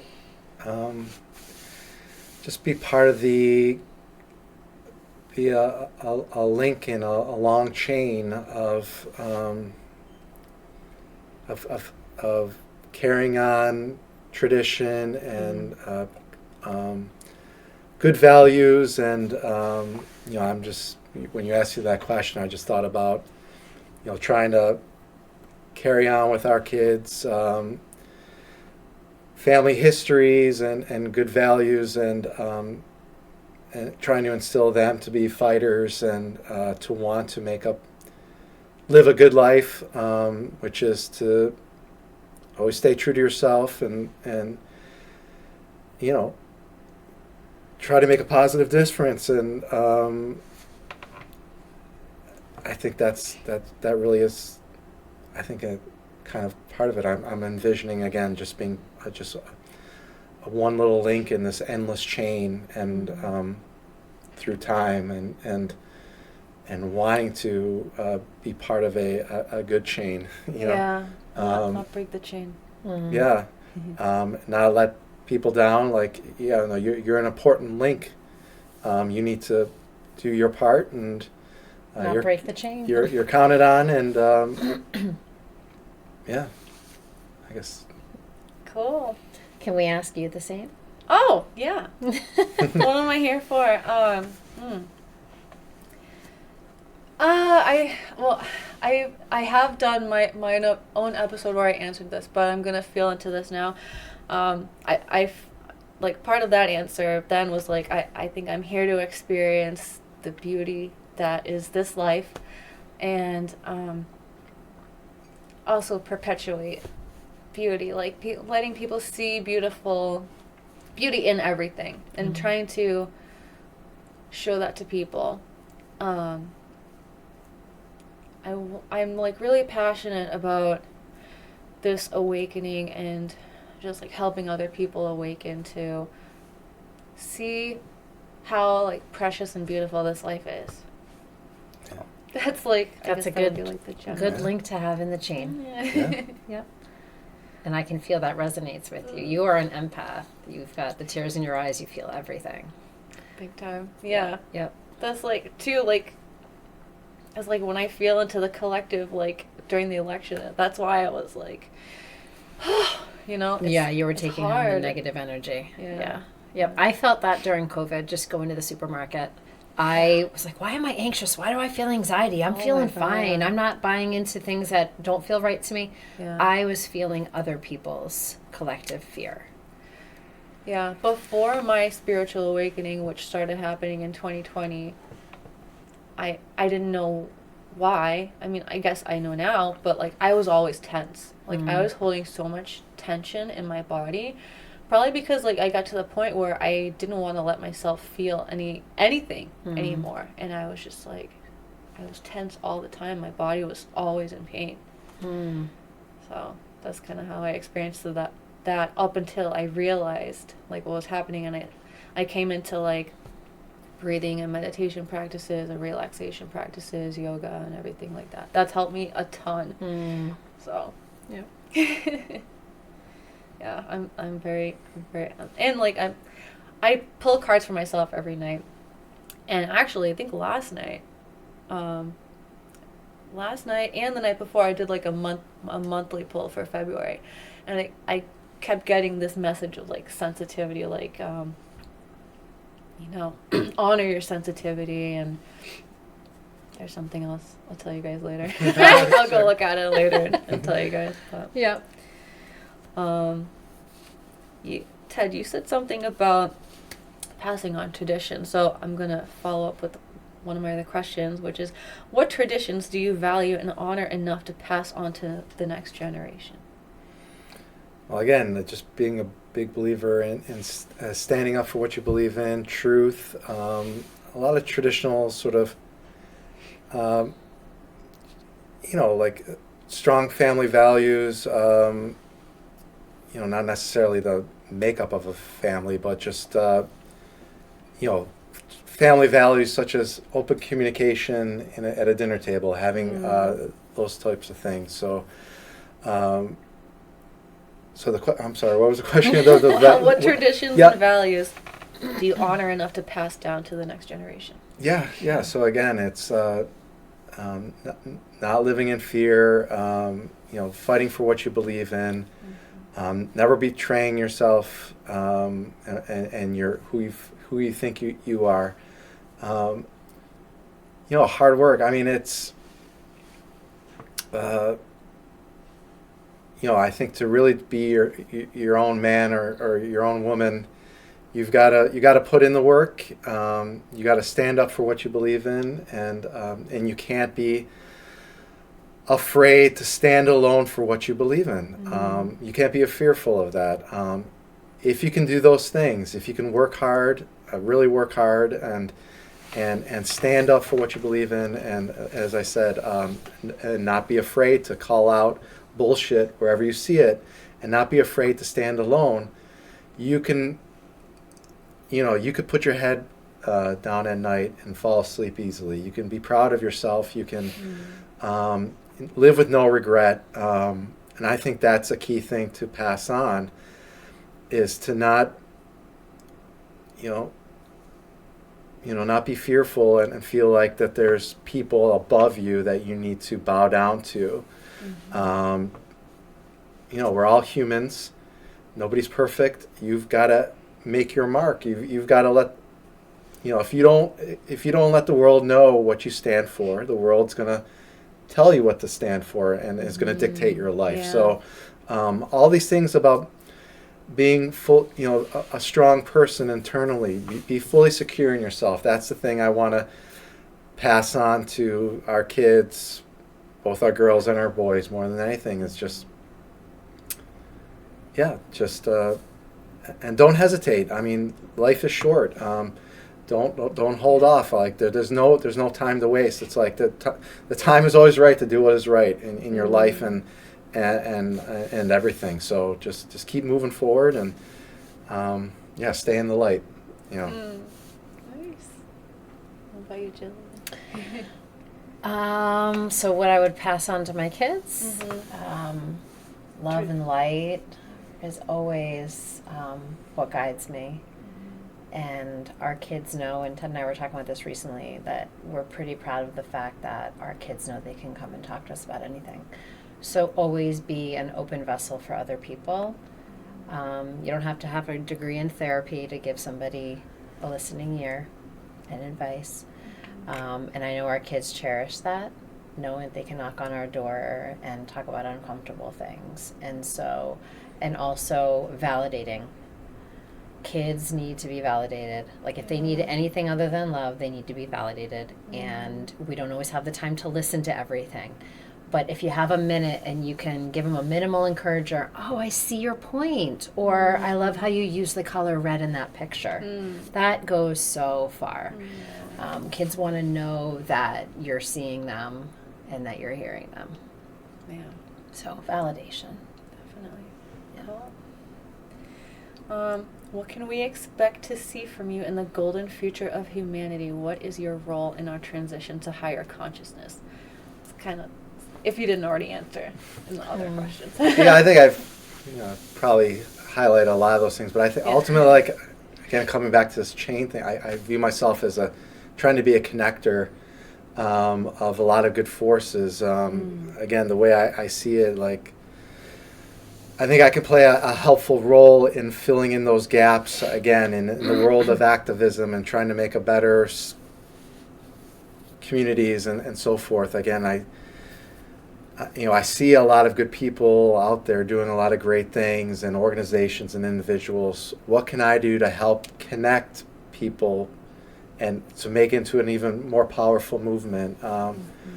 So I think I can play a pretty unique role in because I got a pretty diverse life experience and background and my professional life and what I've experienced, I think I can come from things in a lot of different perspectives and understand a lot of different point of views.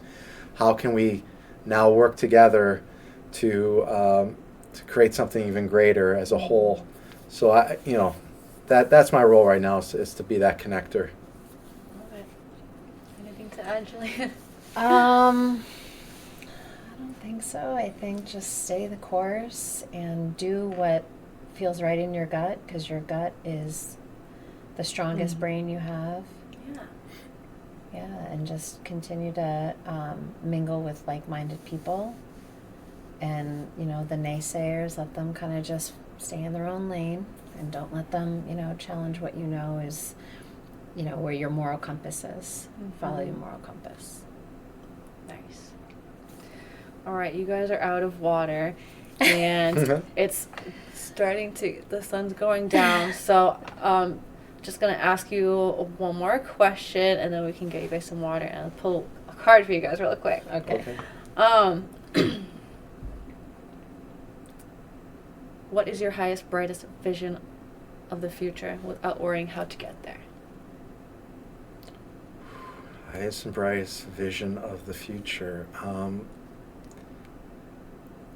Just a greater degree of happiness out there.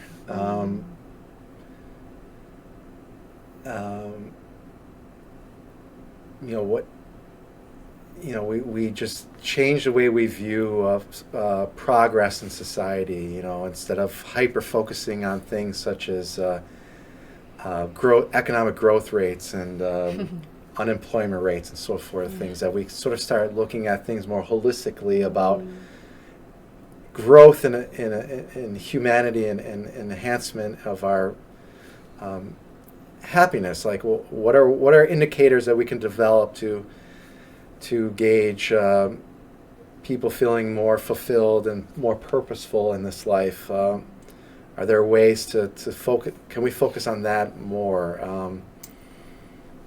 I think that is the ultimate worthy goal, right? Is to try to bring more joy and happiness and genuine joy and happiness in the world. And how can we do that? It's, what can we focus on to get to that point? We are really here to enjoy life. Yeah. Yes. So- Yep. It Live should be a joy. peacefully, deliver peace. Yeah. So, I obviously, I just want to live a positive life, but I'm also not naive enough to know that we can have challenges, and we need to have challenges.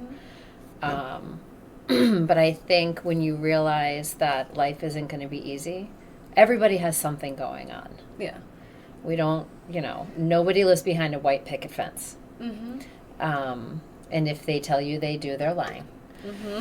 So I think, we all need to just understand that we're all here to enjoy life. And if we can make other people's lives easier to get there, that would be a goal. Love that. All right. Thank you so much, guys, for Thank you having for this having us. conversation Thank with you me. It was amazing. I'm gonna have more couples on the podcast more often because this Yeah. went so Alright. well. Yeah. But definitely would love to have you guys back again. I feel like Sure. we have so Thanks. much more Yeah. to talk about. Yeah, sure. Absolutely. So, Well, thank you alright. for having us. Yeah, so glad you guys could come. So, thank you everyone for watching this episode, and we'll see you next time. Bye. Bye.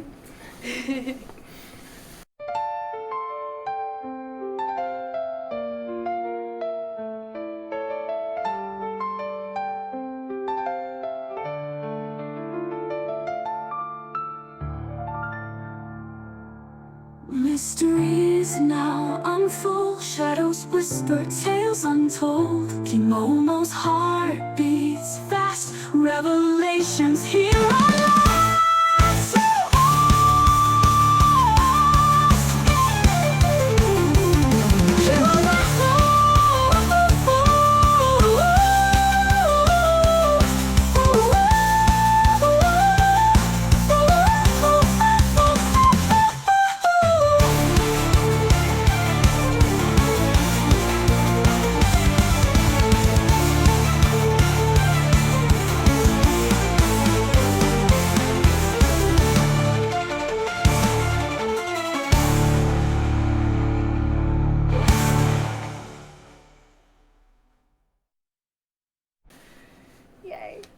Okay. I Okay. feel like I don't want to keep you guys too long. I told you we could stay all night. And Sorry, I was just laughing because he has water everywhere, and there was just one like right here, and I was like, what is he like drinking or Yeah. eating? lapping up his water. Right there. Right on. Very astute observers will notice that my tea glass has suddenly more tea in it. Ah, yes. Got a refreshed. Yep, it was Refreshed empty. glass. Yep. Yeah. Since you mentioned that, I want to ask your opinion on something because, like, okay, I feel like I had this, like, this divine direction come in. I want to have a broth bar where we can serve, like, bone broth and other, like, comfort foods. And it's like a bar, but it's, like, low chairs, and the bar is low, so people can, like, sit in, like, on, like, this comfortable comfy chairs. couch or a chair with blankets Yeah. and just, like, eat their, like, comfort foods and And talk for like- hours like this. yeah, exactly.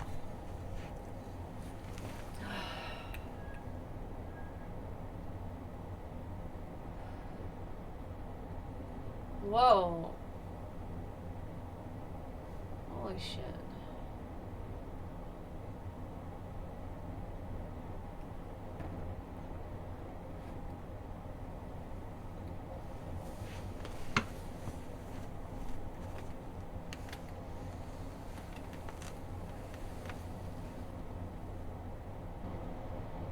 Wow. Holy shit.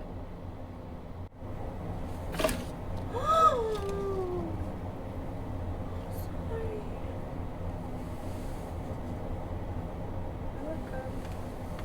Wow, you're so strong.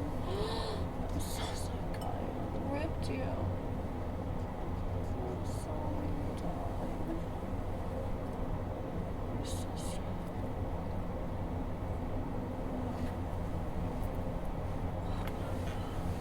There you go.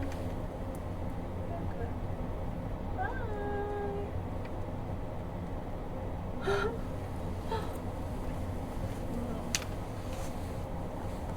All right.